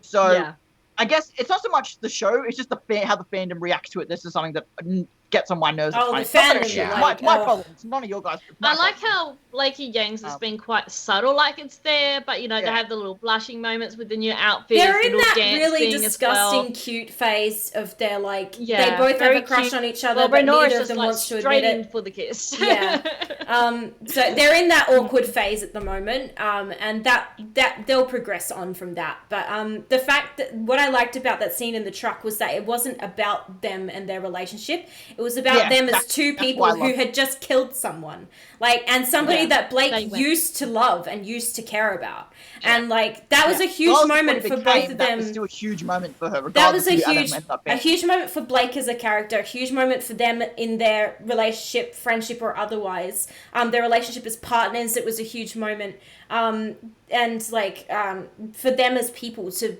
kill someone is a huge thing. It's not something they've ever had to do or probably ever thought they would have to do. And so them just sort of talking about it wasn't even about the two of them. It was about the fact that they are two people who killed someone together. And it's one of those things where like Blake and Yang, like I said, hadn't been my favorite character. Had probably been two of my least favorite characters, but that might be my favorite moment of the volume, even though it's with two of my least favorite characters. Just because that's all I wanted. I just wanted them to address that, and they did. Yeah. So exactly. Simple as that. Yeah, love that scene so much. Yeah, it was really, I think it was really well handled, and a lot of people gave them flack for how they handled it, but I really don't think they could have handled it any other way. I thought it was great. While also saving screen time. Patient before they take their time before they give us the stuff. And sometimes it's going to be a bit too long, but they'll get there eventually. They'll address it eventually. They just don't have a lot of screen time, but they'll get there when. I just want to see. In a few minutes, they'll get there. Ren and Nora talk about it as well. Like, I want them to have a discussion about how much they went through as kids, to where they are now, and how their feelings are. I just want them to have a similar sort of conversation, because we haven't really seen much of Ren and Nora talking together. Chapter 6 is probably the most conversation we've seen of them having between them in a while. So I just want to see a moment where Ren and Nora are actually talk about things and actually set it straight where their relationship is, because we really haven't had that with them either. Yeah, no. And I think we're building towards that. I think we're building. Yeah. I don't know. I had a bit of that confrontation, but I want a proper chat with them. I don't know if we'll have them like having all that conversation with each other and discussing everything, but I think they'll come to a moment where they put all their other bullshit aside and come together. Yeah. But Ren just has to. And again, it is pretty much Ren at this point. Ren just has to kind of, because ever since episode 8 of volume 6, when they found out about Salem, ever since then, Ren has been so focused on the mission, beating Salem and all that, that he's kind of disregarded his feelings for Nora. While we didn't see much of it in volume 5, there wasn't also anything to speak. They weren't together in volume 5. We just didn't see it. He's just so focused on training. By the time we got to volume 6 and volume 7, he's just too focused on the mission and stuff to worry about Nora. And the fact that distracted him, and Tyrion is only going to help enforce that going forward, that he just doesn't feel like this is the right time for it. But eventually we'll get another slap moment like we got back in volume 4. Ren will come to his senses. So I think we get more of that, another moment like that, rather than the two sitting down and having a long conversation. I wouldn't be against. That's my personal cup of tea. We just need something I definitely think we get it. I love the kiss, but I just feel like we need something more, because it's just the relationship at the moment. It's just, are they a thing or are they not a thing? And they just seem to be disagreeing with each other. They seem to be very separated from each other. And then we saw that scene in chapter 8 when they worked together. It just didn't feel that prank just didn't work. Yeah, with Jean and Nora, that was fine, but Ren's involvement just didn't feel right. Ren didn't need to be a part of that. It could have been John and Nora doing that. It could have been. But again, we'll see where that goes in hindsight, where that's leading to, because again, it might tie in again later. Weirdly, I feel like the kiss in volume 6 almost was like a slap moment, but like the polar opposite of it. Renora being on the rocks has been an interesting sort of arc that I didn't really expect this volume. Because I haven't really given much thought to the fact that Ren is actually just terrified of his feelings for Nora, and he lost his parents. That was a big event in his life, and that was how he found Nora. So I think a lot of it is fear for him of losing her, of getting so close to her that losing her would just kill him. And so that's why he's focusing so much on training and preparing. And I also think that as much as he loves Nora, he also views Nora as a distraction. That's true as well. Along with what you said of fearing of losing her, also fear of losing himself. As well, I think. Because he is the only one who is okay, even if we tell Ironwood, we still got to figure out how to defeat Salem. He's the main one behind it all. And I love that's become his character. He's the one who's actually the most focused on Salem over everyone else, which is bizarre, but it works. And I really like that. Yeah, he's just so... And, the fact that he knows that this is looming over his head as well, eventually they're going to have to fight Salem. I think he's really scared of, losing Nora because of that as well. And, losing all of these other people that he really cares about. And, all of his friends and, everybody that he loves, really. Because he has no family. These people are his family. So and he knows that this is looming over his head, so he's distancing himself and closing himself off emotionally, so that maybe it will hurt less when that does happen. And also too, not just his parents, he also lost Pyrrha as well. And he mentioned that back last volume, that he doesn't want to lose Jean the way he lost Pyrrha as well. He mentioned we that don't back want to lose 6. you too. Exactly. And because Ren is not as emotionally available as the other characters, we don't think about how he's feeling a lot of the time. Ruby's the same way as well, in a sense as well. Ruby's also like that a bit, where you don't really see what she's feeling. No. But he's definitely feeling a lot of fear about what's coming, the impending sort of conflict with Salem, and the consequences that could have for himself and for the people that he cares about. So that's a lot of where this is coming from. So the fact that he's, you know, being kind of a dick on the outside, it's all coming from this place of fear. So Yeah. yeah. What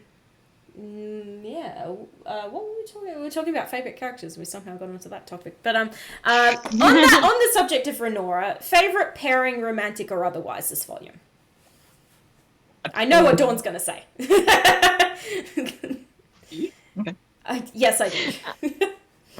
It's hard. Well, I mean, like I said, like again, it's just not something I really that invested in. It's not something that I care about. Like I love character relationships, but whether it's couple or not couple doesn't really matter to me.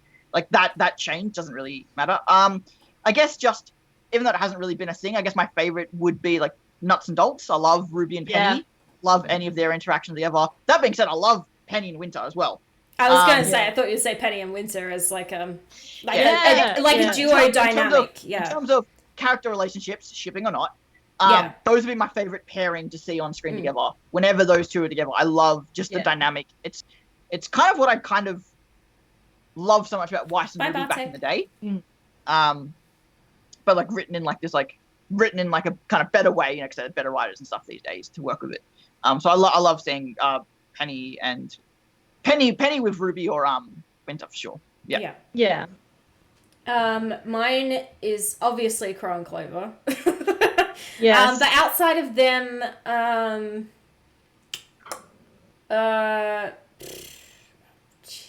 don't know.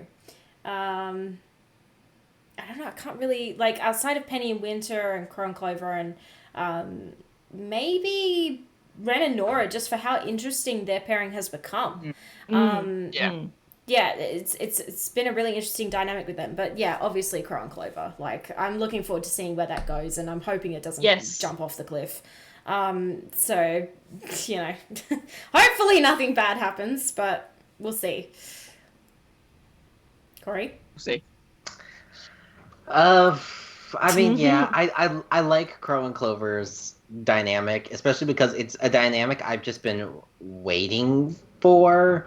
Like, ever since we found out he had a bad luck semblance, I was like, I want him to meet someone with a good luck semblance, and like, you know, the feeling of not being a burden on people, and like, you know, stuff like this. Like, I've been waiting for this to happen. So like, when it happened, regardless of, you know, Clover being a man, like, and also flirting incessantly with him. Exactly. Like I was just like I was waiting for this sort of dynamic to happen, so it's interesting to see it happening. Yeah. I always love my Bumblebee. I always love them. But yeah, it's interesting seeing Nuts and Bolts interact again, but I wish they'd interact more. Yeah. Because that Penny was so integral to Ruby's character in the first 2, even 3 volumes, that it's like she's back and they're not really interacting as much. Yeah, there's as like little moments. I would agree, but I feel like they did a really good job at episode 5 of having them together in the truck scene with them talking and stuff. Yes, I mean, yeah, I guess it could go back. The scene with him in chapter 6 too. It could always do better with certain things. Like they could always have, you know, they got to manage screen time and stuff with certain characters. Yeah, for sure. I feel like what I would like for Nuts and Bolts is for them to have more depth to their interactions. And the fact that Ruby hasn't brought up or mentioned the trauma that she suffered watching Penny die is kind of bothering me at this point.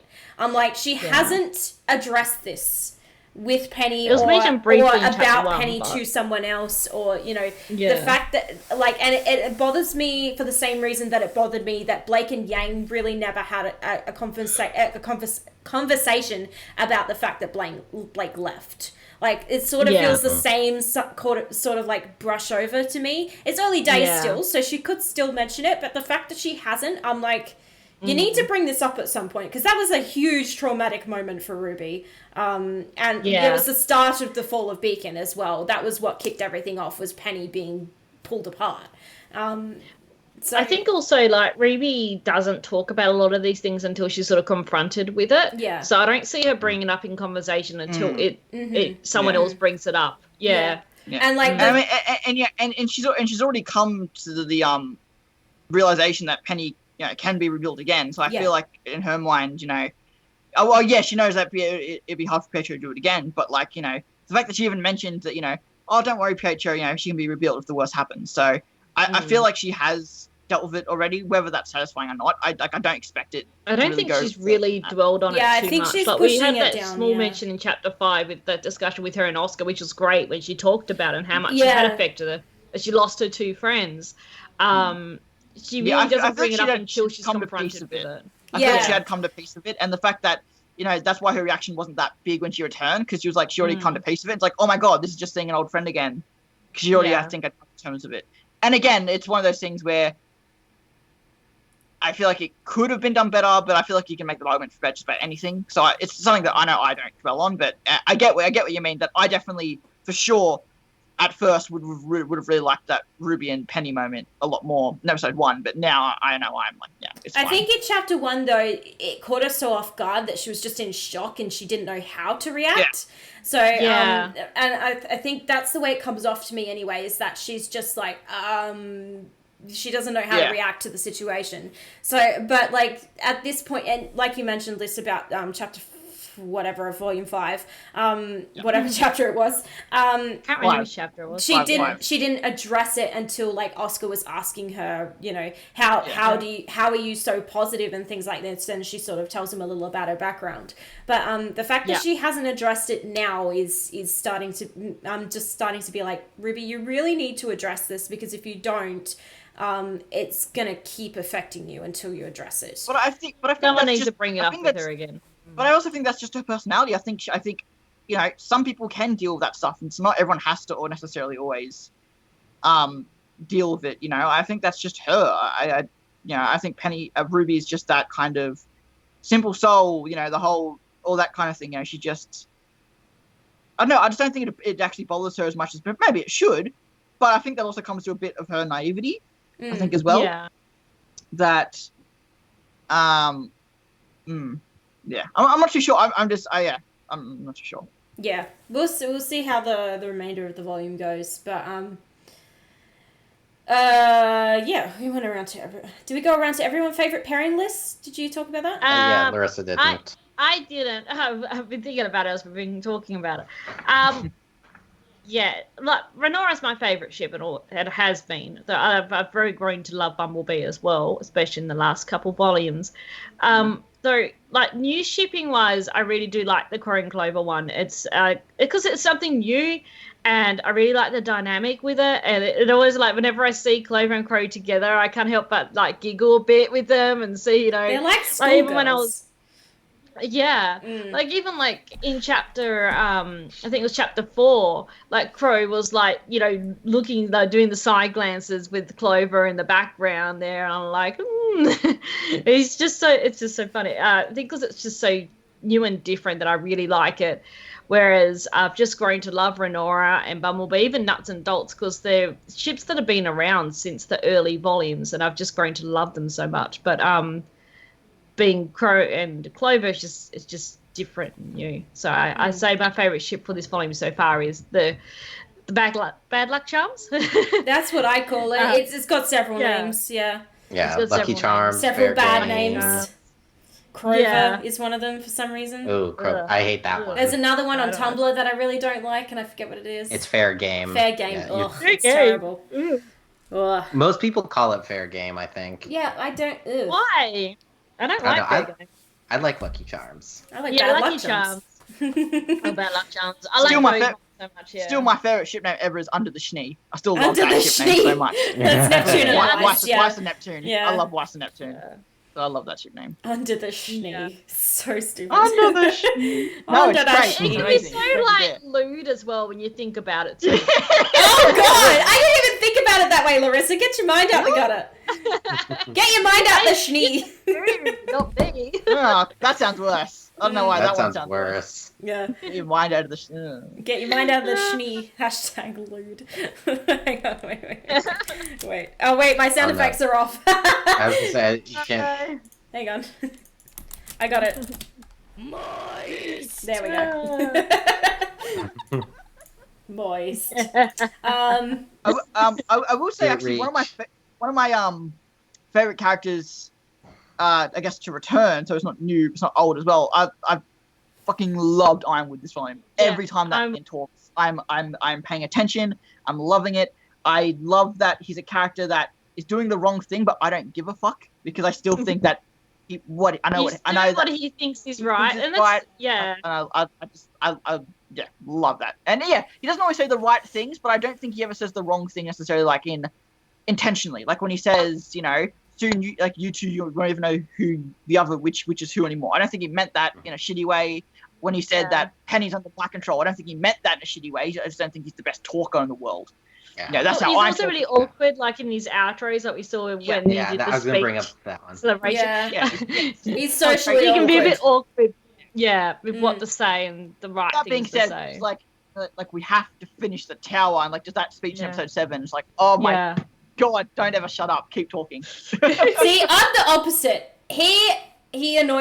He's annoying me because he can't see the self-destructive path that he's going down. Yeah. He can't see that everything that he's doing is making things worse. And he just his response, I can see what's going to happen. It's going to make things worse. Yeah. But I'm not saying you're wrong, but I can also see that, like, I can see that at least from his perspective and even our hero's perspective, like, you know, I can see where building the tower and even telling the world about Salem could be beneficial. Yeah, it could get shit. But I could also see I'm just saying I can 100% see where he's come from, why he's doing what he's doing, so it doesn't bother me. The plan is good. The execution is a mess. But if we think back to when he was at Beacon, like he thought bringing his whole army with all his ships and all his androids and everything was the right thing to do. All it did was create negative. It blew up in his face. It blew up in his face. But that's also under the circumstances that a person he thought was dead happened to be working for the literal devil. Like, it's like a 1 in 1 million chance that would backfire. Yeah, it did. I'm just saying. Sometimes he thinks that all his military, military force and everything is going to be the savior, but it's not. Yeah. So. And I want to bring up too, because I've mentioned this on the corner of Remnant too, this whole volume really has the vibe and the theme of people doing what they believe is right. And it's been brought up quite a lot of times too, like they're doing what they think is right, but it's to fulfill their own personal gains. I love why I said that. I love that. Yeah. But even like RWBY, when her talk with Cory, you know, I'm trying to do what I feel is right, but I don't know if this is the right path or what we're doing is the right thing. And the same with Ironwood, where he believes he's doing what is right and he thinks what he's doing is the right path. And same with probably even Salem. So she thinks what she's doing is the right path for her too. But I just feel like it's been brought up so many times in this volume with everyone doing what they believe is right. Same with Robin as well. They think they're doing the right thing to benefit others or to benefit themselves.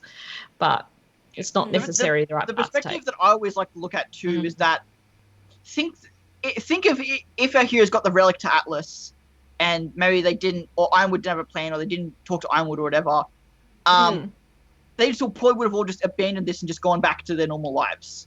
Yeah. That's what I feel like all they were doing in Volume 6 was getting the relic to Atlas. They had once they found out about Ozpin and Salem's past and they couldn't be destroyed, I don't think they had, like, their plan was then to go on and fight Salem, I don't think.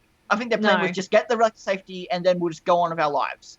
So at least Ironwood has a plan, at least he's doing something. So I can respect that and it's coerced our heroes into actually continuing to fight when I feel like they probably might not have. Yeah, the plan is good, but he's the wrong person to head that plan because of his tendency to just want to essentially fight everything with force when there are some things that need to be fought more subtly than that. And he's not a subtle man by any sense of the word. Now you've said that, I feel like we should get Ty back in to give another chat to, like, we want to go to Yang about Raven. Yeah, exactly. Like, sometimes you can go around as well. Yeah, exactly. And Ironwood's very much a way through kind of person. He's a military man, you know. His response to everything is like, okay, well, I have an army, try and beat that bitch. And it's like, well, that's not going to work on Salem. Because she's not afraid of your army. She's already proved that. So back at Beacon, definitely. Now he's trying to fight it more cleverly, but then because everything's going awry, his response to that is to shut down emotionally and want to declare martial law. And it's like, no, Ironwood, that's going to make things worse. Don't do that. And like everyone around him is like, don't do that. And he's still, you know, he's like, I ain't going to press the button. Don't push the button. Exactly. Don't press the big red button, James. That's not going to end well. But like, and like he's almost disregarding what everyone around him is telling him. Everyone around him can see what's going to happen and where he's heading, and they're warning him not to do this, and he's still like, no, I'm going to do it anyway. Even like with the scene with Oscar where Oscar straight up tells him the path you're going down is going to kill you and everybody else around you, and he's still like, we have to stop Salem. And that's kind of why I'm at the point of like, they really need to tell him about Salem at this point, because one of two things will happen. Either he will shut down completely and just halt all of the plans that he's made, or it will make things a lot worse. And he's just going to go on a complete psychopathic warpath towards, you know, whatever conflict is coming. I think before anything really blows up with James, though, Salem is going to, you know, she's going to show up with her flying monkeys at some stage. We know that that's coming. So I'm not really sure if we're going to get to the point of like James even being able to react to the fact that they can't destroy Salem before Salem comes in and tries to destroy them. So I'm not really sure, because I don't know how the volume's going to end. I'm still sticking with the Atlas falling theory because they showed us the freaking relic in episode whatever it was. But yeah, I'm not really sure at this stage. But yeah, I'm going to be very interested to see how everything plays out. The only reason I'd argue against that is just because I feel like we're going to spend 2 volumes in Atlas, and if Atlas falls this volume, then we won't be able to because Mantle will be gone as well. So that's I feel like it needs more time. I think it does need more time.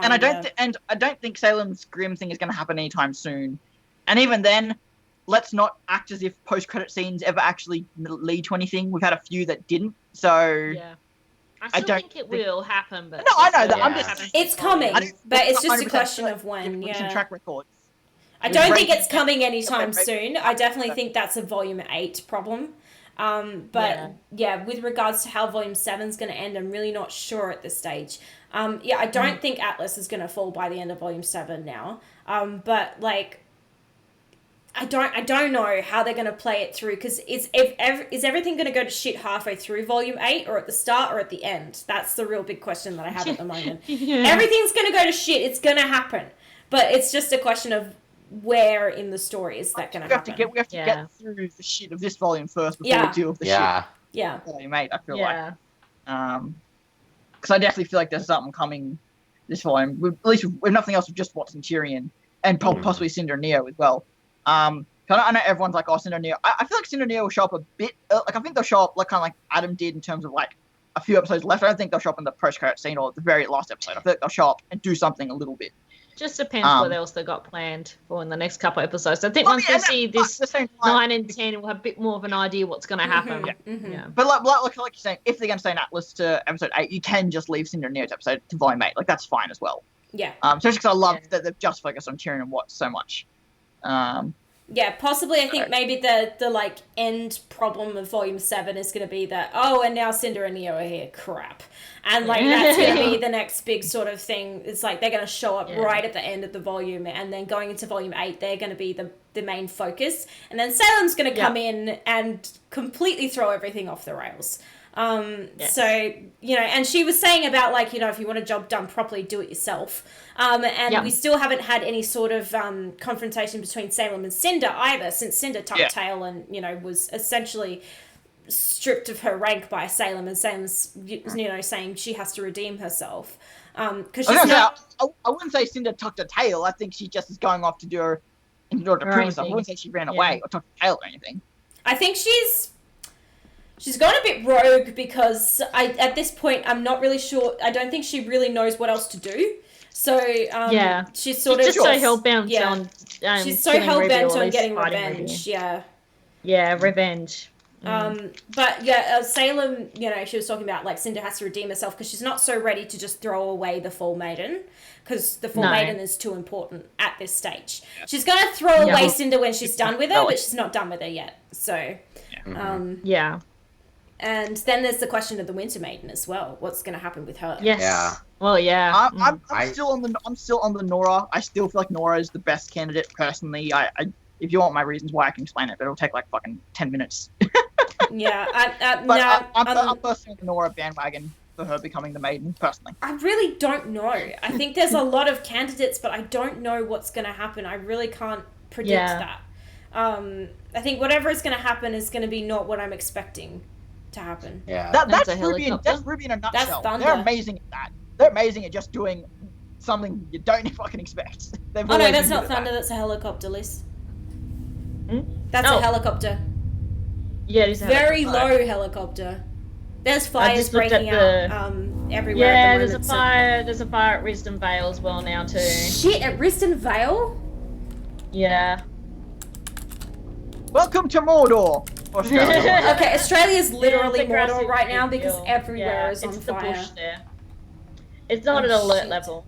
You guys are like at the Black Gate. I'm at like bloody Mount Doom. In New Yeah. South Wales, it's just yawn. New South Wales is completely on fire, and Victoria and South Australia are copping it as well. It's up in the northeast, which is the issue, because we've got two fires almost merging, and there's a little town right in the middle. So you got like the town, and then fire here and a fire there. Yeah, it's not great. Nowhere else in Fingal are fucked right now. Yeah, everything's on fire. Fingal. Yeah. Yeah, Fingal's the one that's sort of in the middle at the moment. It's only a little town too. It's at Watchinat currently. Yeah, I can see that there. We're just keeping an eye on the alerts just in case the fire gets a little too uncomfortably close. It is a very real possibility. It's nowhere near us currently, so we're fine. Yeah, we're okay for but now. There's others, of course, who are affected by the fires. Well, we had the really bad one just the other day, and it was like these suburbs which got we've never had them had an alert level before, and it was an emergency, and it was just like, holy shit. Yeah. But they stamped it out pretty quick because it was in a suburban area, so. Yeah, so we should probably give closing thoughts as we've been nearly 2 hours live now. I'm so predictions for the remainder of Volume 7's chapters 9 through 13. Ooh. Did Dawn's computer just crash? Oh no. Really depends where they're going to go. I think we lost Dawn. Oh, yeah, that happens. Yeah, I think so too. Yeah. Yeah, he's frozen. Damn it, we're about to wrap. No. Okay, so Cory, predictions for the remainder of Volume 7. Well, going off of the thumbnail for Chapter 9 and also As Above, So Below, shit is going to be bad. And I think shit is going to get really bad, especially in Atlas, and then Mantle is just, like, going to be... I mean, obviously they're freezing to death, so that's probably, I saw the preview, so I can't good. really say anything because I know things. So... Well, I don't really know either where it's going to go. Like, I think we can't... They're Dawn left. Well, Larissa's head is now in Cory's window and her body is in her own window. So, and now Cory's in Dawn's window. Hey, I'm done. Good lord. What a train wreck. Oh my god. This looks so weird. Larissa's head has been split from her body. You look like you've got a really long neck. Really good at this magic trick. You look like your neck is really long. That's so weird. I don't like it. Dawn, come back quickly. Oh man. Oh good lord. Hold on, let me try and get him back quickly. Okay. He's probably lost his internet, I'd say. That or his computer's blue screened again. Anywho, Larissa, predictions for the rest of Volume 7. I feel like I really need to see episode 9 to really get a feel what's going to happen going forward. But I think definitely things are going to ramp up and are going to get really bad. Of course, we've got Mantle freezing. But it says the title is As Above, So Below. So I've got the feeling... Dawn just dropped. Agile. It doesn't normally look like this, I promise. Dawn's internet dropped out. Do I have the sprays near me? What? Yeah. I think, what was I saying? Oh, God. I think something's going to happen in Atlas. Like, I know we've got the dinner thing, but I've got the feeling something bad's going to happen in Atlas while Mantle's freezing down below. So, Flying monkeys is a thought, but I'm thinking Millet's going to be later. But Yeah, I think it's Yeah. too It could soon for flying happen. monkeys. Yeah. if the flying monkeys were to attack now while Mantle's freezing, then where's the army going to focus on trying to help Mantle I've down seen below, the but then flying preview. up I from can't above? say anything. I know too much. Yeah, I don't know. I feel like I need to see episode 9 before I can really make an idea where it's going to go. Yeah, So I feel like I it's can used to say up things down. I think I'm not doing won't sour happen rather than sprays things or that will. redemptions during Yeah. the podcast, J-Spy. Save them for another Yeah. stream. I have over because, 12,000. I do as well. Change the point values I- of those. I feel like things like I'm confident in. I don't think Atlas will fall this volume. I think that like the primary thing of this volume will be like the CCT tower. I feel Yeah. like that's really the central conflict. Yeah. It's maybe going to get like launched and then something bad happens and it crashes or something. I could see that. Yeah. Maybe. Yeah. Yes. I don't think we're gonna get much in the way of more resolution to the Winter Maiden. I mean, granted, we still have 5 episodes to go. They can cover a Yeah. lot of ground in that. We've got a lot of But, like, episodes it left. just feels really like unimportant right now. Yeah. Yeah. I still really believe that we're not seeing Cinder and Neo until the end credit sequence, just because there's no reason for it. Yeah. I think like shit's gonna go down. It's all going bad. Episodes ends. End credit scene. Neo and Cinder Rock are like, no. Yeah, here they Yeah. are. Yep. Because like I kind of feel like I almost feel like this volume. Well, especially the other thing I was thinking about with having Oscar in the thumbnail and appearing to be in the mating. Yeah. I thought about this in episode 8 as soon as I saw Robin was there, and I'm like, they know about her semblance, and she's here to literally be like, James, are you telling us the truth? Like, Yeah. I've Yeah. been waiting for that, and now I'm worried that like, oh, Oscar's in that room. Well, the description so as is well. Robin. Will you So, tell the like- truth or will someone tell it for you? Yeah. Hmm. It's also helping Yeah. fine, so I'm sending it in here because I have VIP. No worries. We're not gonna watch that right now, Bartek. We'll watch it after. Yeah. Technical difficulties. Dawn, come back! Where did you go? I know, he hasn't come back yet. Yeah, he's still offline. Yeah. So, well, we might wait a couple more minutes to see if Dawn comes back, but Yeah. you look so weird on the overlay. I can't get over I it. know. It's so odd. It's so weird. I'm not gonna fix it because the second I fix it, Dawn will come back. So there'll be no Yeah, point in exactly. fixing it. But yeah. So, for me, for volume 7, I mean, I don't like to predict things because I'm usually wrong. But I think about things in my head a lot, and then they happen, and I go, I knew it. But Yes. I've also seen the preview, so I don't want to say anything because I know too much. So the fact that it's such a clean neck cut is so funny. I know it looks like her neck is like super long, like she's a giraffe or something. Yeah, exactly. It looks like one of those magic tricks where you have that box and you extend the person. Yes. Yeah, it's weird. Anywho, so we'll wrap this shit up in a sec. I think we've completely lost Don here, unfortunately. Yeah. Yeah. Yeah. As we say on the corner, Remnant, what's his hacked his computer? He's gone. Yeah, whoopsie. Oh well. Well, thank you, Dawn, for being on the podcast.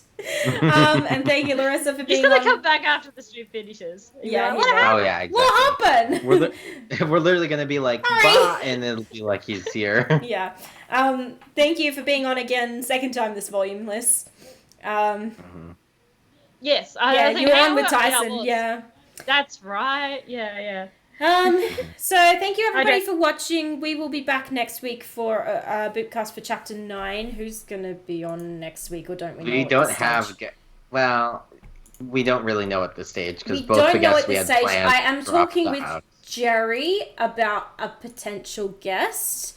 He's back. Yay. Except everybody's in the wrong place now. God damn it! Watching blue screen, mother. Everybody's in the wrong spot. Larissa's in Cory's spot, Cory's in Dawn's spot, and Dawn's in Larissa's spot. The disgusting thing is that I went to mobile to try to talk in the chat. It wouldn't let me talk. Okay, download the app. The second my computer finally fixed itself was the time it actually would let me type in chat again. Ugh. I just did all that. Oh my gosh. Okay, Dawn, predictions for the rest of Volume 7. Oh my god. Well, much like you, as I heard you say multiple times in my oblivion state I was just in. I have seen the preview, so I can't really say too much. And I don't know what the blur setting is. It's just that's just happened. Sky does that. It blurs your background. I can't remember how to. We won't watch the clip during the podcast, Bartek. We'll watch it after. I'm not touching anything. I'm here. I'm not touching a damn thing. Predictions. I think Cinder and Neo are probably going to show up like Adam did, like, episode 10, 11, and kind of be there for the finale. I don't think Osmond's going to come back yet. I don't think Atlas will fall. I don't think Salem will show up. I think the finale will be like maybe Ruby and John and Penny dealing with Cinder and Neo, and then the rest dealing with Tyrion and Watts. Although I really would like to see John and Tyrion interact, because they seemingly have he has a negative amplifying semblance and he has a positive amplifying semblance. I think that's what their connection is, John and Tyrion. I've also had the idea that because of the way Watts hacks things like the rings, that he might have his own penny, or he has like a Pacific Rim style. Oh yeah, you missed some kind of Remnant, yeah. Because I feel like he must fight somehow, but I don't think he fights with a weapon. So I feel like he might possess, control an android, like a mocap suit or something, like something of that ilk. So maybe that comes into play. That's a random out there thing. But yeah, I don't think shit's going to go to shit yet. No, it's a bit soon for that. I'm curious if the tower will be a thing this volume, or that's going to happen next volume. That I'm not too sure about. If the tower will finish by the end of this volume, but I don't think so. Because I think the rest of the volume is going to be pretty there's not going to be any more time skips. Like, we've had quite a few time skips. I think the rest is just going to be the rest of this night, like the rest of this few days or something. Yeah, the next couple days. Yeah. Because it's just since we've had a few skips, like we skipped the riot and we skipped the first Grim attack, I feel like we might get something to make up for that, like a long standing thing or something. But I really am not sure. Yeah, that's my thoughts. Yeah. Okay. Well, thank you everybody for watching. We got Dawn back at the end there. We'll be back next week with a guest. I'm not sure who at this stage, but I will announce that on the Twitter at some stage this week. I'm going to upload last week's Boopcast today. I just forgot this week. Sorry. And then this one will be up tomorrow as well. So I'm going to upload them both today. And these guys have a Corner of Remnant next weekend again, immediately after the Boopcast. We might not, because I'm moving next week, so I don't know if we're doing maybe. Yeah, it's a little up in the air. I'm not certain. Yeah. Because the day we're allowed to move in is next Saturday. So I'm but the movers aren't coming till the Monday, so I'm not really sure what's happening yet. Okay, well, be sure to follow their Twitters. Go follow Larissa's Twitch so you can see that if and when it does air. Other than that, they're live every week, either after or before the Boopcast, depending on my work schedule. So typically after. Are you right there, Tom? I see what you're doing. Thank you guys for watching. We will see you later. Goodbye. Bye. Bye.